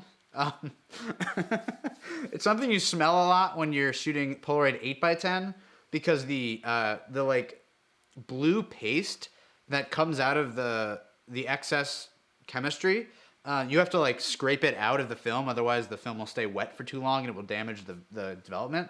So that smell is very, and it doesn't smell bad. It smells like maybe like a refined Elmer's glue or something like that. Not quite that, but sort of in that family. And so I've you know, every time you do an emulsion lift or you cut open a regular Polaroid, you can smell that paste because that's what's inside those Polaroid 8x10s. It's also inside the little ones. And I've become very attached to that smell. So I don't see it as stingy. I see it as intoxicating. And Lauren, that is a problem. Cheetos are elite? What are we talking about here? This is amazing. Do you have a list and you're checking it twice? I absolutely do. Sam Harris says, thank you for your answer. I have an SX70. Have been wondering about indoor work more. Yeah, I would. If you are the person who asked about the lighting, yeah, I would recommend getting more into that. Are you a Cheetos guy or a Fritos guy? That's where that started. Asked by Noah Martinez. I'm a Cheetos guy for sure. I don't really like Fritos. I don't really understand the appeal of Fritos. Yeah, I would say I'm more of a Doritos guy. Doritos are providing me with something completely different than Fritos. However, I don't know. I just never got into Fritos. I've had Fritos as like a topping, and I don't even really like it as that. Excuse me as I sniffle. Oh, we're on the Zapruder film shot on Super 8. I'm sure many of you know this, but the only photograph of the moment that JFK was assassinated was taken on Polaroid roll film. That's a little fun fact. I considered doing a video about that, but I'm not sure if someone already made a video about it. And I literally visited Texas and met with the old woman who took the photo. And so this woman was just trying to take a photo. This poor woman. Well, she became famous because of this, but this woman was trying to just take a photo of JFK to show to her son, to like show him that she was at this event where he was driving through Dallas, and she just took a picture at the exact moment he was shot in the head. So it's the only photo of the instant that it occurred, which is incredible. A little slice of Polaroid history for you right there. Milo says, any plans on visiting the Polaroid Mecca in the Netherlands? And the answer is yes. I do really hope to do that. The world continues to remain very complicated in terms of travel, but I don't know. We were talking, a few of my friends were talking about doing it this year, like in the spring. I don't know. We're getting married this year. There's a lot of expenses. There's a lot of like places we need to go. We got to do a honeymoon. I'm just not sure if we're going to shake it this year, but I feel like maybe 2023 I might make it out there. I also have to visit Vienna. You know, I have an open invitation to make some film at Super Sense, and I feel like I can't live and die without doing that. Artie Milano says, did my guy just say he loves the smell of glue? Ben, were you an Elmer eater in preschool? I was not an Elmer eater. I never wanted to eat glue, but I will admit this. I loved the smell of Sharpies. Like, as a bit, I would always like smell Sharpies and pretend that it was like drugs and go like, oh my God, like, you know, pretend it was like cocaine. And my teachers thought it was funny, but in retrospect, it was definitely dangerous. David Nichting or Nickting says, best place for repairs. I would say, you know, the extent of my experience with repairs is Brooklyn Film Camera. And, you know, I'm friends with the person who does the repairs at Brooklyn Film Camera, so it's like hard for me to recommend anybody else. Also, I haven't used anybody else to make repairs, so I don't normally like have much to say about repairs. Just I very, very fortunately have not really needed a repair. I have an SX70 that broke and I just didn't repair it. I just bought another one. I mean, like there was a time where the cost of repairing an SX70 was the same cost as buying a new one, or one that had been tested and was working. So that's like what I did when one of my SX70s broke. But I would recommend Jules at Brooklyn Film Camera. Some people have had success with retrospect. Some people have had issues with retrospect. And Jake from Australia, if you live out there, Jake, who goes by the Instant Camera Guy, absolute genius. Highly recommend him. Again, yeah, shout out to Jake. Jake's music. Shout out to Jake. Look him up, Instant Camera Guy. This guy is self-taught. A lot of the people that are Polaroid technicians currently learned from people in the Netherlands. Like Jules trained in the Netherlands at the Polaroid factory from like their legacy employees on how to repair the cameras, and when he was working at the Impossible Project. And so Jake self-taught himself all that stuff, and he's, everyone has good experiences with Jake. So Carl says, "Hey Ben, there's guys in trench coats coming to your front door. Knock on wood right now, Ben." Oh my gosh. Wow, Anthony Arcade says, "Hey buddy, happy holidays. What's your favorite album cover art?" That's an amazing question. I'll give a really bad answer. The Weezer cover, Hurley, because it's the face of Jorge Garcia, the actor, who is a face that I absolutely adore. Max Goldberg is in the chat. Shout out to Max. 69 watching. Nice. Yes, every time we notice there are 69 people watching, we must point that out because it's critical information. Shout out to Max, by the way. Max wrote a very meaningful comment on one of my first videos, maybe the first video. And he said, like, coming out of the gate, this channel's quality is, like, off the charts or something. It was just something, like, really nice. And just, like, the kind of comment that, like, keeps you going.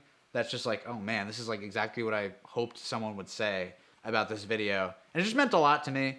And Max is also another tinkerer. He does a lot of, like, repairs on his own and 3D print stuff. And I've always admired his ingenuity. And so just a big shout out to Max. His Instagram handle is MaxDoes. Max is one of the people that we were fortunate enough to meet, during COVID on like I don't know what you would call it, but like a soft spot when COVID wasn't as bad. We met up with Max and his girlfriend, Monica, or fiance. Are they engaged? No. Okay, girlfriend, sorry. And that was an absolute pleasure. So anyway, shout out to Max. He says you're the best of all time. Well, I think Max is the best of all time. Yeah, he says, I can't believe you remembered that. It really stuck with me. And Max also shaved his head. And he's bald now, and his head looks amazing. So that's another thing I really admire. Forrest apparently tried to recreate the Thriller cover on Type 88 a few days ago, and it looks terrible with a bell. So, all right. Rafe says, Ben, of all dead Polaroid film from the past, which one would you be? I thought the question was going to be, which one would I bring back? It's which one would I be? My mind right now is drifting towards Spectra because there's something so like ridiculous about Polaroid Spectra. It's so like bulbousy. I just feel like a kindred spiritual connection with Spectra, or maybe like Captiva, just like something silly. Because I'm a little bit of a silly Billy, to be honest. This is a great question from Ricardo. He says, not really related to instant film, but what are your thoughts on Film Frania? It's a big topic here in Italy. Yes, you also have proud Italian subscribers, which shout out. As you may know, I'm a fraternale, so that is appreciated. And I'd like to know your opinion about them. I'd love to talk about Frania because I did support them. I donated to their Kickstarter. I bought P30 when it first came out. And it hasn't come out since, or came out like one other. I think there were like 2 releases of P30, but I bought it both times, and I really appreciate what Frania is trying to do. I mean, I think it's one of the most incredible tasks that's been undertaken in this whole analog world. Is people trying to revive a factory that is capable of producing color slide film. It's crazy. The ceiling is so high with Frania. However, the floor is where they're at right now. They just continue to struggle. It's heartbreaking, and everybody feels for them and the people that are involved because they're doing their best. They're not like trying to flop. And some people are hard on them, but I don't know. I don't know what to say about Frania other than I really hope they pull through because besides Orwo and the folks in Germany that are, I guess, what remains of AGFA, I'm not really sure. They've like joined forces essentially. They're producing color motion picture film, which is great news. But hopefully that results in 35 millimeter film and medium format film eventually. But besides that, Ferrania is really like the last hope of a jump-started venture in color film, and I really hope that they succeed because I really appreciate them. Okay, Max is leaving the chat. They got engaged on the chat. I feel bad I outed them, but what are you going to do? Happy holidays to Max and Monica. Ben is definitely 669, says Rinsler's Grid. Yeah, I do feel like 669 sometimes. I feel like the smell of 669. That's a smell. That's a smell. Yeah, Milo says Orwo is planning to bring color 35mm film back. Orwo's currently planning to bring color 35mm motion picture film back, to clarify. The plans that they have to bring like celluloid back for our film cameras is black and white. They have no announced plans to bring back color still photos. So that is like in the air right now. I think if they bring motion picture stock to the market, there's a pretty good chance that they'll start releasing it for consumer film. But as you saw, if you watched the Robert Shainbrook interview, the money's in motion picture. A lot of people are shooting motion picture right now. It has a much higher profit margin than still film, and it's Orwo's best chance right now of making money is making motion picture stocks that people want to use. So hopefully that eventually results in a film for us to use. Yeah, the Silvera film I'm not quite sure on. They also have a color stock. I don't really understand what the source of that is. But that is out there. The ceiling is so high, but the floor is where they're at. Yeah, unfortunately, they're still laying on the floor. Matt Hopkins says, do you ever think we'll see Kodak Gold in 120 or Kodak pack film first? I think if you want to use Kodak Gold 120, you should shoot Lomography's 100, 400, and 800 films. I think it's basically Kodak Gold. And it's great. I recommend it. Yeah, Milo, it's motion picture film, but hopefully they eventually release stills. Noah says, I hope Orwo film stock is available when I start production on my new short. I love Kodak motion picture film, but I just need options. And that's the beauty of what Orwo is trying to do. Providing the market options. Competition is good for the industry, and that's why, when all the color stocks go away and Kodak's the only one left, that's not good. That's when prices go up and they have trouble meeting demand and they have shortages, and it ends up being a little bit haphazard. Lauren, can we get a battery check? Of course. Would you mind? Yes, please. 2 bars. 2 bars. All right, we're good. The battery on this camera by Wasabi Power is unbelievable. And this is a much more affordable battery than the native Panasonic batteries. If you're wondering, this live stream is not shot on film. This is shot on digital, unfortunately. And it's on a Panasonic GH5 running on Wasabi batteries.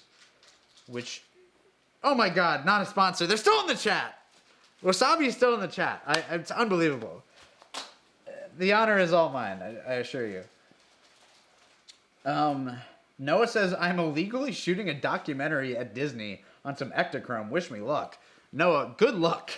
I would hate to see your camera seized by a ironclad Buzz Lightyear and thrown against the ground and exposed to light, because you may be trying to go to infinity and beyond, but Disney security will be throwing you in the clank, I hope. Oldest camera you shot, says David. Nick Ting or Nitch Ting, still hasn't clarified his pronunciation. I believe my speed graphic is the oldest one that I actively use. I think it's like a late 40s model. It's pretty old. I believe I have a older Rolly camera, but it doesn't work. It was like my mom's grandfather's camera or something like that. And we've tried to use it, but unfortunately the shutter's messed up. It's in terrible condition. But I think that's the oldest camera that I've used on any sort of practical level. And it's an amazing camera, and it still works perfectly fine. It's crazy. Some of these cameras we use are absolute marvels. Samuel says he would really want color plus 200 and 120. That would be incredible. That's definitely like on the bucket. I rarely even think of that, but that's definitely like a bucket list for me. Although, that being said, I've used a lot of Ektar in combination with color plus. So like shooting color plus in 35, Ektar in 120, and they match incredibly well.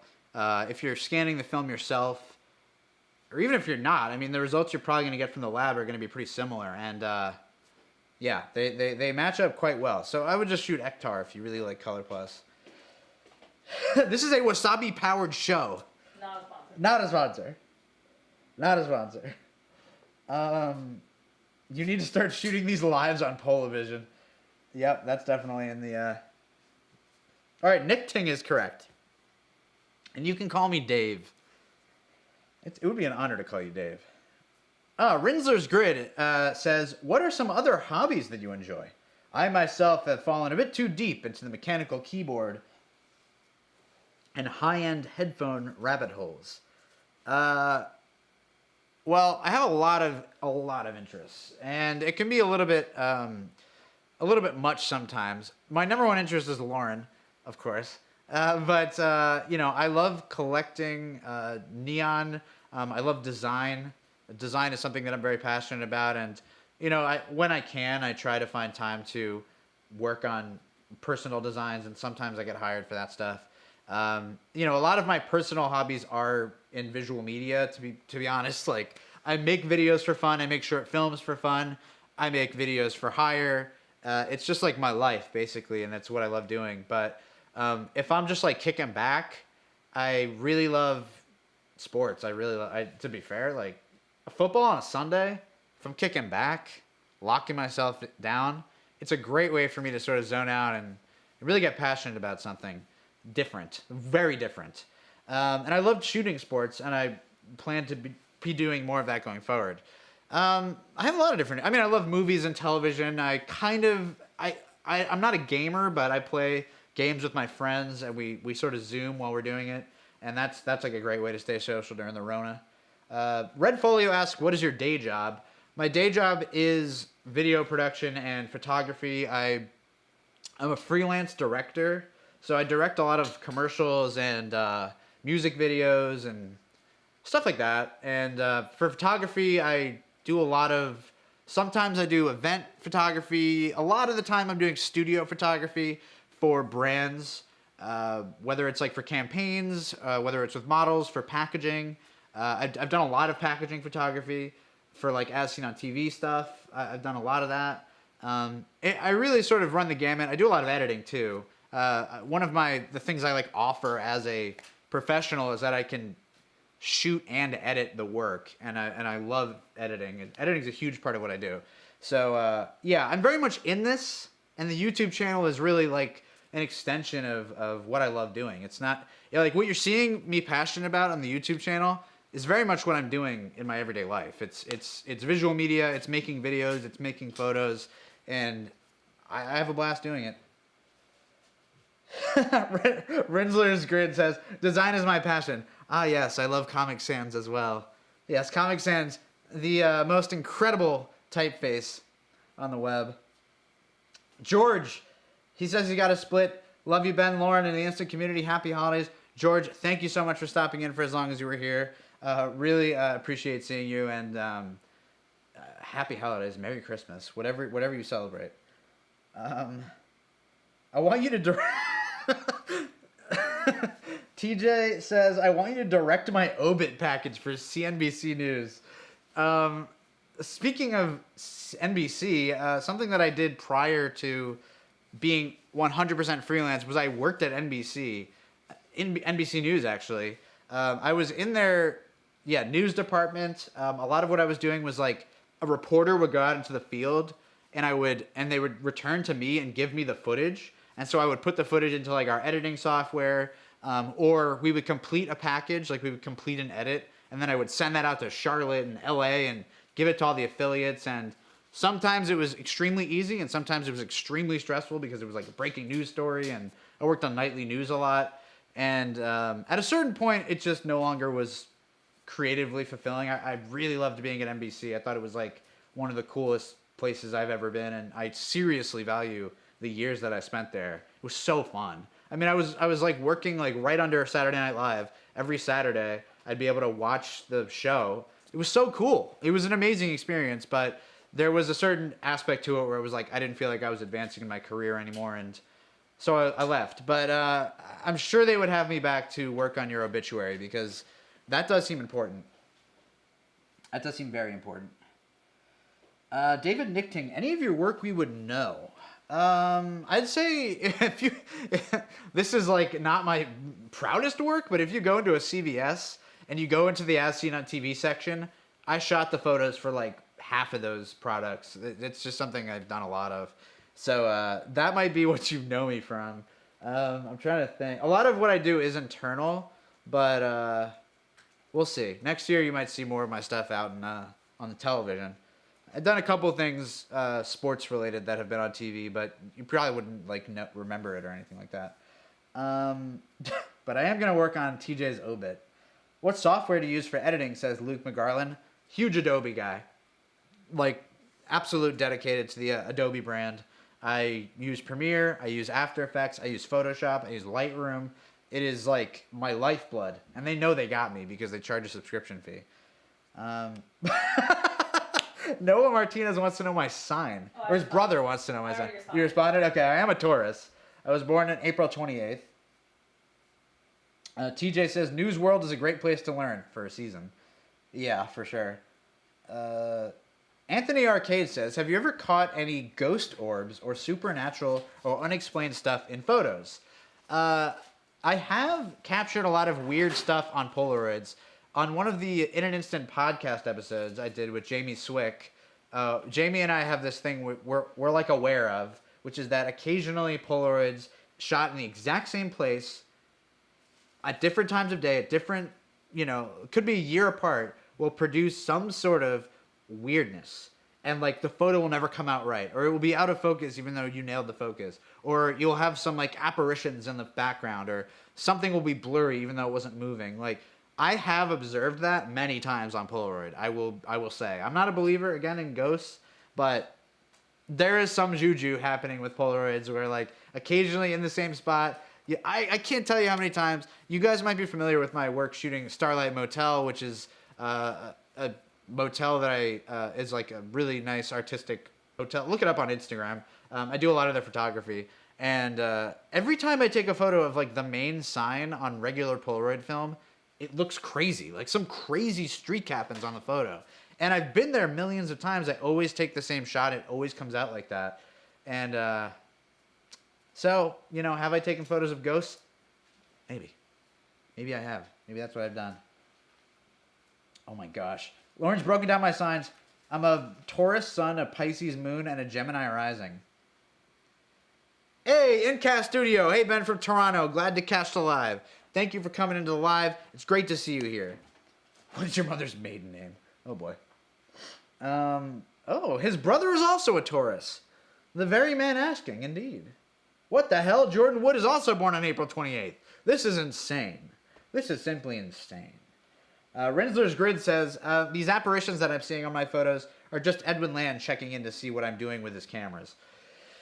It's fair of him to check in on that. I mean, everyone, if I invented an incredible medium and I died, I would definitely haunt the people who were still using it to check in on what they were shooting. I mean, admittedly, I would definitely do that.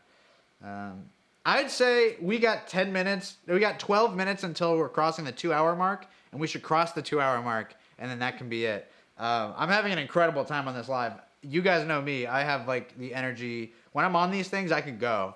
And I have teased occasionally wanting to do like an 8-hour stream, where we're a telethon style stream where I'm raising money and trying to stay awake for 48 straight hours. But I think 2 hours. I don't know what the record is. If anyone can go to the In an Instant YouTube page right now and check what the longest live is, I'd be happy to eclipse it. I think it was like just over 2 hours, like a couple minutes over 2 hours.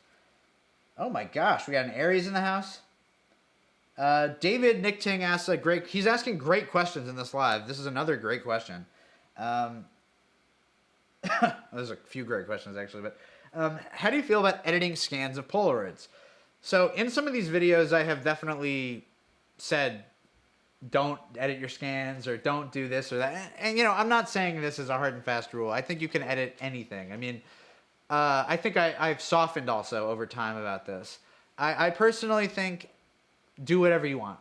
I think that it is an art form and it's not a realistic depiction of reality to begin with. And if it makes you happy, edit your scans. I know a bunch of people who edit their scans like crazy. And, and it looks cool. It's their art. It's what they want to do. There's also an argument to be made that, like, when you scan a Polaroid, it's no longer the Polaroid. It's a digital image of the Polaroid.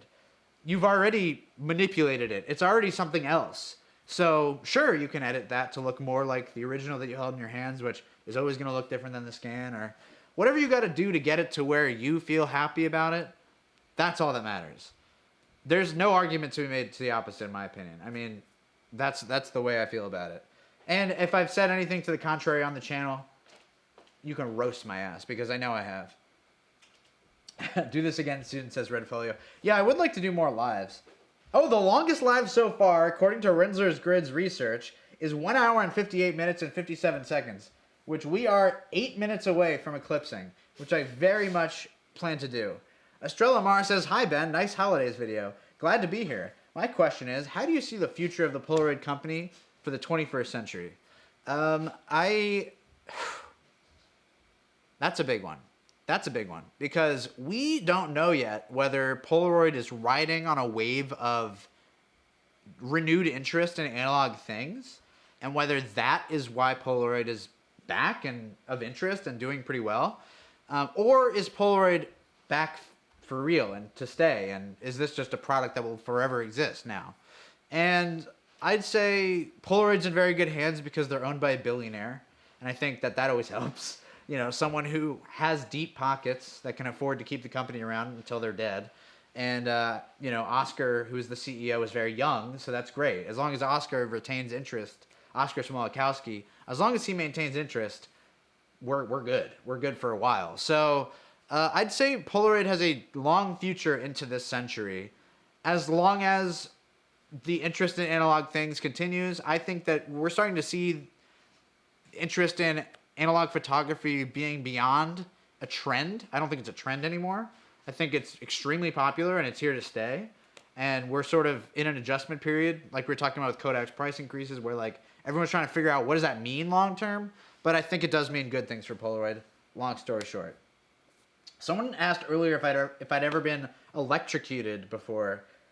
And the answer to that is yes. When I was I want to say like when I was 9 years old, I was tinkering with a Kodak disposable camera, and I don't know what I was thinking, but I opened the base of the camera, which probably exposed the film that was inside. I don't know what I was doing. I mean, I was stupid. I was a stupid kid. And I opened the camera and I like touched the live battery that was inside, and it like blew me up. I was like, what? I lost it for a second. And it was the first time I'd ever been electrocuted, and it was like a minor electrocution. It was a freaking little battery in a camera, but it was shocking to me, pun intended. So that's really, I recently got a pretty bad shock, but that was the worst I've ever, that was one of those things where you feel the like cartoonish, like your body turns blue and you can see your bones kind of electrocution. That was the only time that's ever happened to me. I appreciate Estrella, by the way, coming into this chat. I appreciate seeing like new names in the chat. We're so long in. Oh my gosh, we got Timothy Makeups in the chat. Shout out to Tim. Absolutely. Oh my God, Wasabi. Tim, I don't know if you're familiar with Wasabi Power, but they are also still in the chat. Not electrocuted, they say. If that's what Wasabi Power says, that I was shocked and not electrocuted, then I 100% agree that that's what happened to me. Because Wasabi Power, not only are they bringing back pack film, they are one of the foremost experts in power. So they would know. I was shocked, not electrocuted. And anyway, back to Timothy Makeups, Tim Ditzler, the host of Analog Talk. Was it yesterday? No, it was 2 days ago. I did a development hang night with them. I've been on the podcast before, if some of you may have heard that episode. Tim is one of those like angels, I feel, in the analog world. He's just like a soul that is a necessary presence for us, and is just a joy to listen to on the podcast. Great friend, great person, one of the best of us. I would say that. I will say that 7 days out of 7 days of the week. Carl says, you know, it would be cool to launch a Polaroid camera on a model rocket and take pictures of it as it flies off. That is something that I have planned to do. Max was in this chat, but yeah, he's no longer in here. But we were talking about a while ago how to fly a Polaroid camera. We were going to attach a one step to a drone, and that's still, if anyone does a video like that, we can officially say this has been documented. They stole it from me, because that's a video I really want to do, but we just haven't. We have to like 3D print parts to mount the camera to the drone. That would be really cool, though. Oh my god, there's a lot of like nitpicky terminology happening in here. Capacitors, batteries, shocks, electrocutions, flash capacitors. I mean, a capacitive charge is no joke, says Artie Milano. Tim confirms that he has 2 Wasabi batteries for his Sony. So Tim, you can understand the emotional weight behind Wasabi Power being in this chat, and them seriously considering creating Wasabi 100C and bringing back pack film. With a team of 5 people, they've done what they're doing with Wasabi Power. So major shout out. Andre Sampson, new people continue to stream into this, which is incredible. Picked up an SLR 680 based on your recommendations. Keep on making these high quality vids. Andre, keep on being a high quality person. I love you and I'm in love with you. And that's the first time I've said that on this chat, but I mean it. Didn't they use HP5 to photograph the sun on NASA's latest space mission? Wow, Rafe, I hope that's true. Wyatt has a great point. Does the optional frog tongue actually make a notable impact on the photo? And shout out to Dylan, who's pointing out Santa is here. Yes, I am Santa, not Ben, just to be clear. Sorry, what was the question? Oh, right, the frog tongue. Yes, I still very much recommend you use a frog tongue. Polaroid film has come a long way since the Impossible Project, but it is still sensitive to light. You still want to keep it away from light. You still want to keep it away from light the moment that it ejects from the camera, because I've had many instances where I didn't have a frog tongue, something happened on a frog tongue, I just freeballed it, pardon my French, and it hit the sun right away, and it created either low contrast or like a green streak at the top of the photo, which is so ugly. It's not like a cool effect. It looks terrible. And I highly recommend using a frog tongue or the shoot and flip method, which is what I do, which is you depress the shutter, the shutter fires, the photo is taken, and before it ejects, but not before it ejects, as it's ejecting, you flip the camera over so that the bottom of the film is what hits the light. And this works for me 100% of the time. I've never had an issue doing this.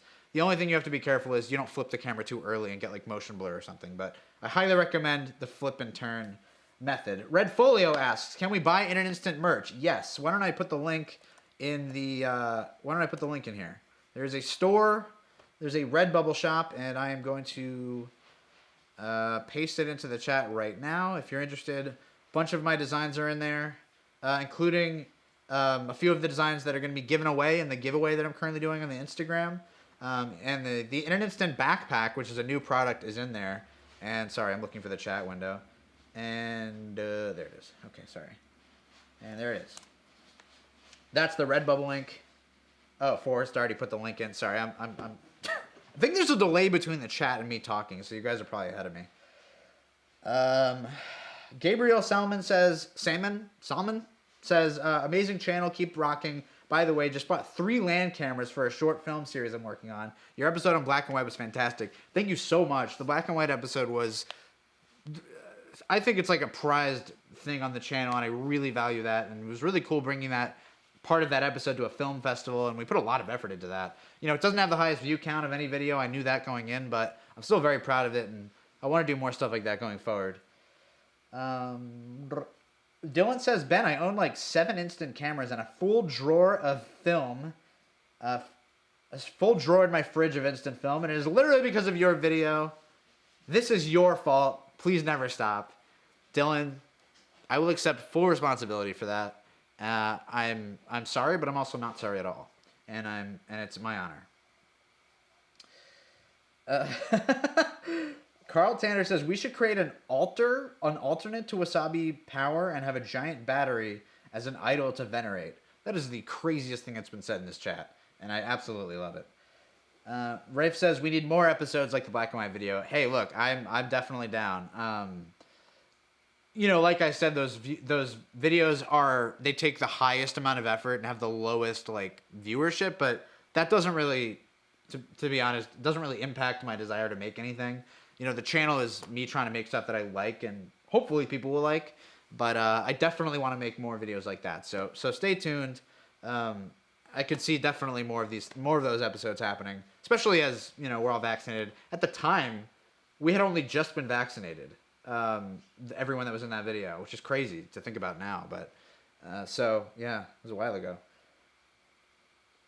Oh gosh, Sullivan now has 12 cameras. Red Folio says, I love your theme song. Can we have the full version on Spotify?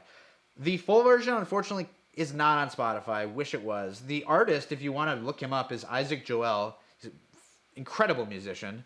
I'm not sure if he has any music on Spotify, but he did the theme song, and I licensed it, and it's amazing. And I use his music as much as I can because I really love it.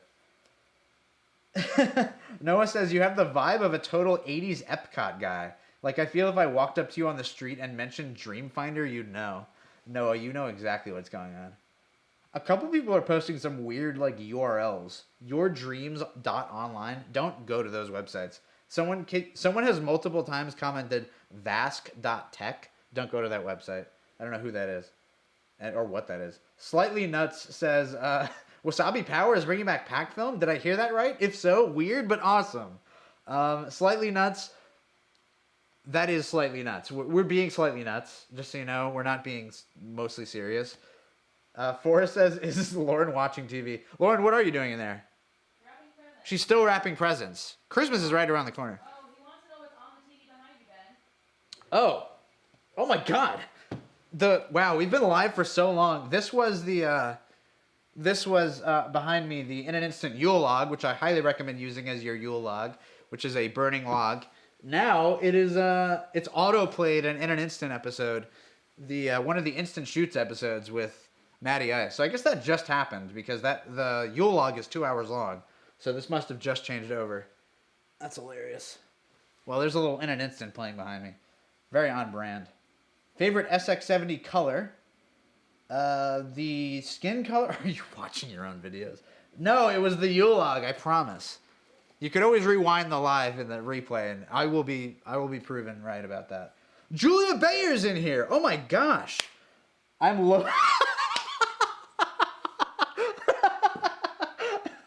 loaded from my company's Christmas party, but anyway. Julia is an incredible instant photographer. She's one of my favorite instant photographers. If you don't follow her on Instagram, you're doing yourself a disservice. Go look her up. I could be wrong, but I think her username is Julia Bayer. Look her up. Her photography is incredible, and she's currently loaded from her Christmas party, which I love. I love that for her. Why is this fella even on my TV set? We got Big Cheese. Lauren, did you see this? What? We got Big Cheese 33 in the chat. Big Cheese in here? He goes, why is this fella even on my TV set? God. Oh my gosh. This is incredible. This is incredible. What? Yeah, Formaggio Grande is in the chat. What are your thoughts on the Polaroid Go? Says Geiska. I recommend just checking the Polaroid Go video I did. I think it's pretty thorough. And the video I did for Polaroid. I like the camera. I think it's fun. And I've recently figured out like a really fun use for it, so I'm going to be using it a lot more. But the camera itself, I think, is an incredible creation. It's a marvel of engineering. The photos are, small. They're really small, and they may not fit your use, but I think a section of the market is going to get a lot of enjoyment out of the Go. Polaroid lifts, yay or nay? Yay. 100% yay. Well, emulsion lifts are awesome. Oh my gosh. Pixel Bound says, I never even owned a camera before this channel. Now I own 6 Polaroids, one 35mm camera, and I'm starting to shoot medium format. My man Ben is changing lives here. Again, it's a complete honor to hear stuff like that. I mean, that's amazing. I mean, spawning any creativity as a result of this channel is nuts. I can't believe there's still like 67 people in here. This is so cool. Abel says, any item you would add to the past year's Christmas guide? That's a great question, because I thought about that, because when I was thinking about should I do another one, I think I would definitely add the boxes we were talking about earlier from Brooklyn Film Camera, the storage boxes, because I worked on that product and I highly recommend that product. If there's any other thing I would recommend, I don't know. There haven't been that many products. I mean, the Lomo Graph-Lock back is incredible, but that's not something you can just like get anybody. It's not like an accessory. So maybe the SX37, the adapter. I mean, you know about that, but the adapter for the SX70. I don't think that was on the list, and that's a really cool one. Maybe that was on the list though. Well, you can fact check me on that. Pro tip: Polaroid Go fits in a smartphone tripod mount. That's a great point. It definitely would do that. Any advice on finding an 8x10 processor in Seattle? Says Matthew Cuts. Coconuts. Julia Bear's dying. Julia Bear's blackout right now. Julia Bear has had one too many and appears to be completely vibing, which we love for her. We really need this for her. In terms of finding an 8x10 processor, I would say in Seattle, I don't know about locally, but check Facebook Marketplace. Check Facebook groups that are like local photography groups. There may be a studio that had an 8x10 that doesn't use it anymore. They're certainly around. There's definitely 8x10 processors in Seattle. You just need to I would join groups. I would think groups are the way to go. Ask around. Jules says, best affordable photo scanner. I 100% recommend, unless you're scanning negatives. If you're scanning negatives, this is not the one to pick, but the V370, which is like a very inexpensive Epson scanner. It's great for Polaroids because you can scan Polaroids at, friggin' 2,000. I mean, you can scan them at insane DPIs that you would never use them at.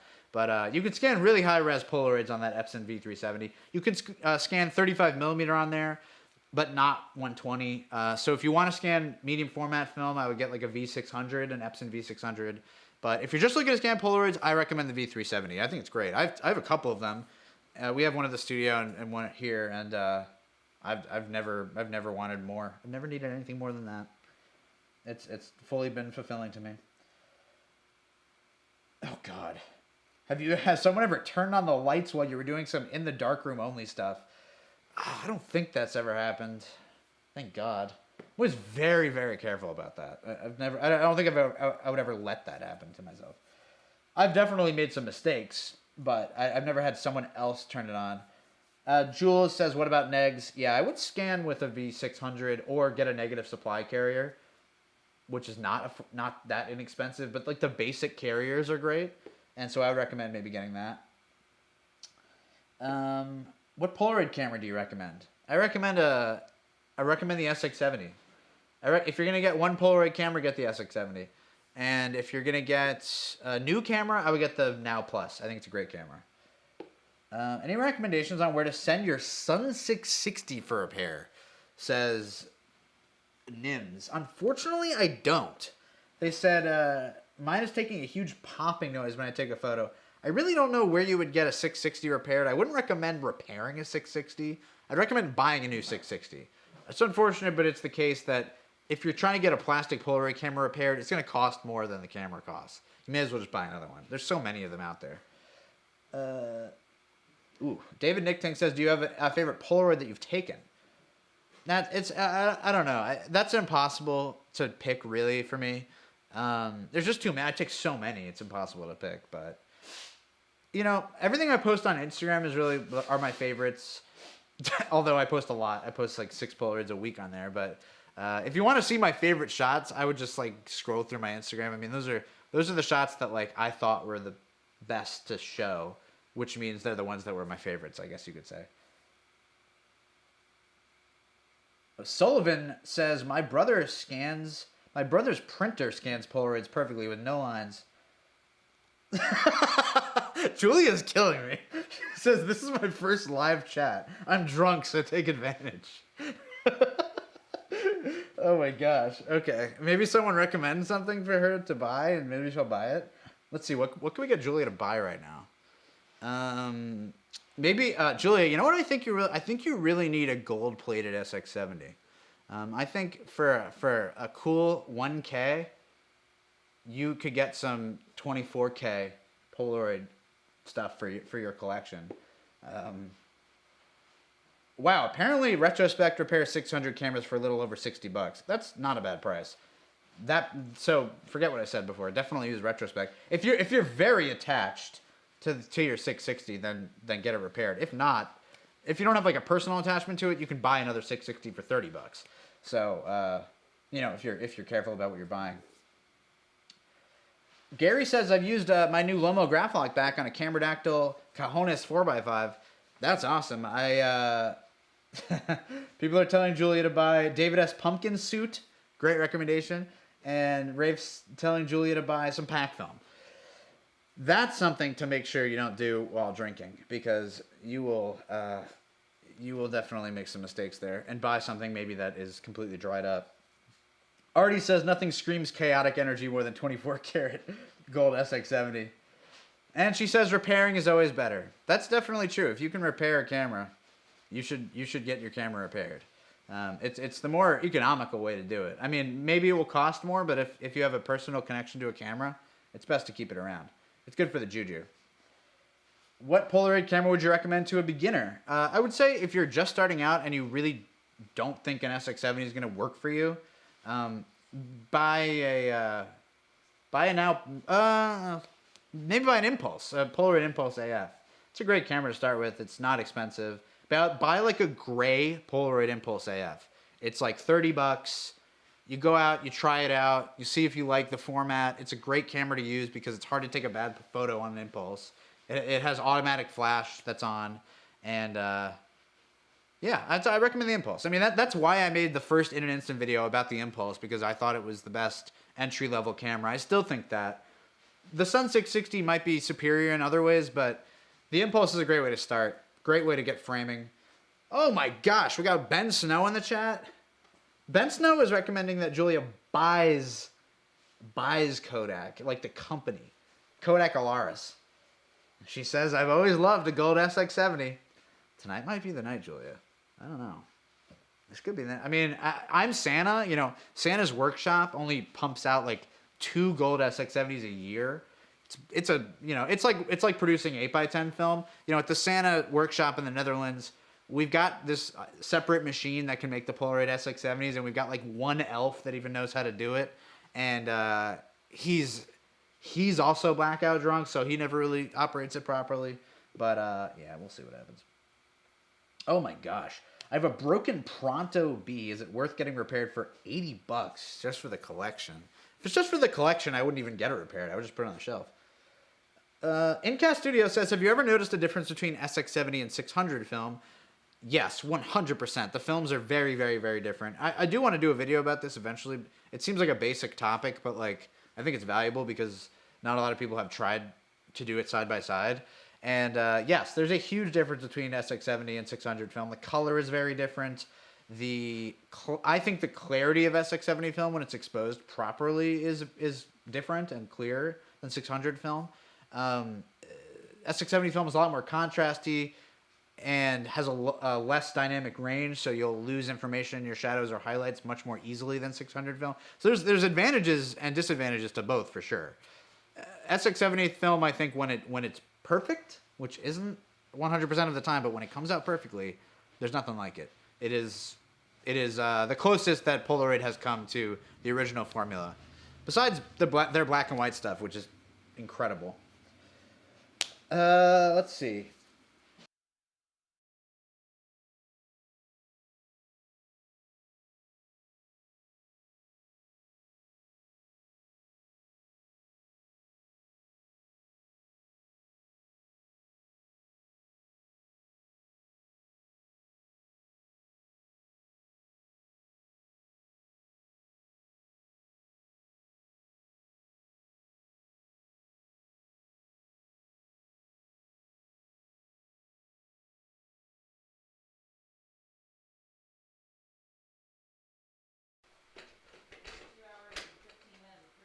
Oh my god. Is it back on? Wasabi. Oh my god. Oh my god. You can see when the camera was resetting. Can you guys hear me? It was like the ending of The Sopranos. Oh my god, it's back.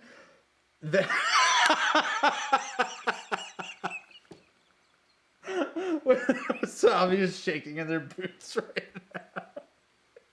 Lee Harvey Oswald strikes again. Santa is down. I repeat, Santa is down. Oh my god, I am dying. Oh my god. Everyone repeatedly saying wasabi.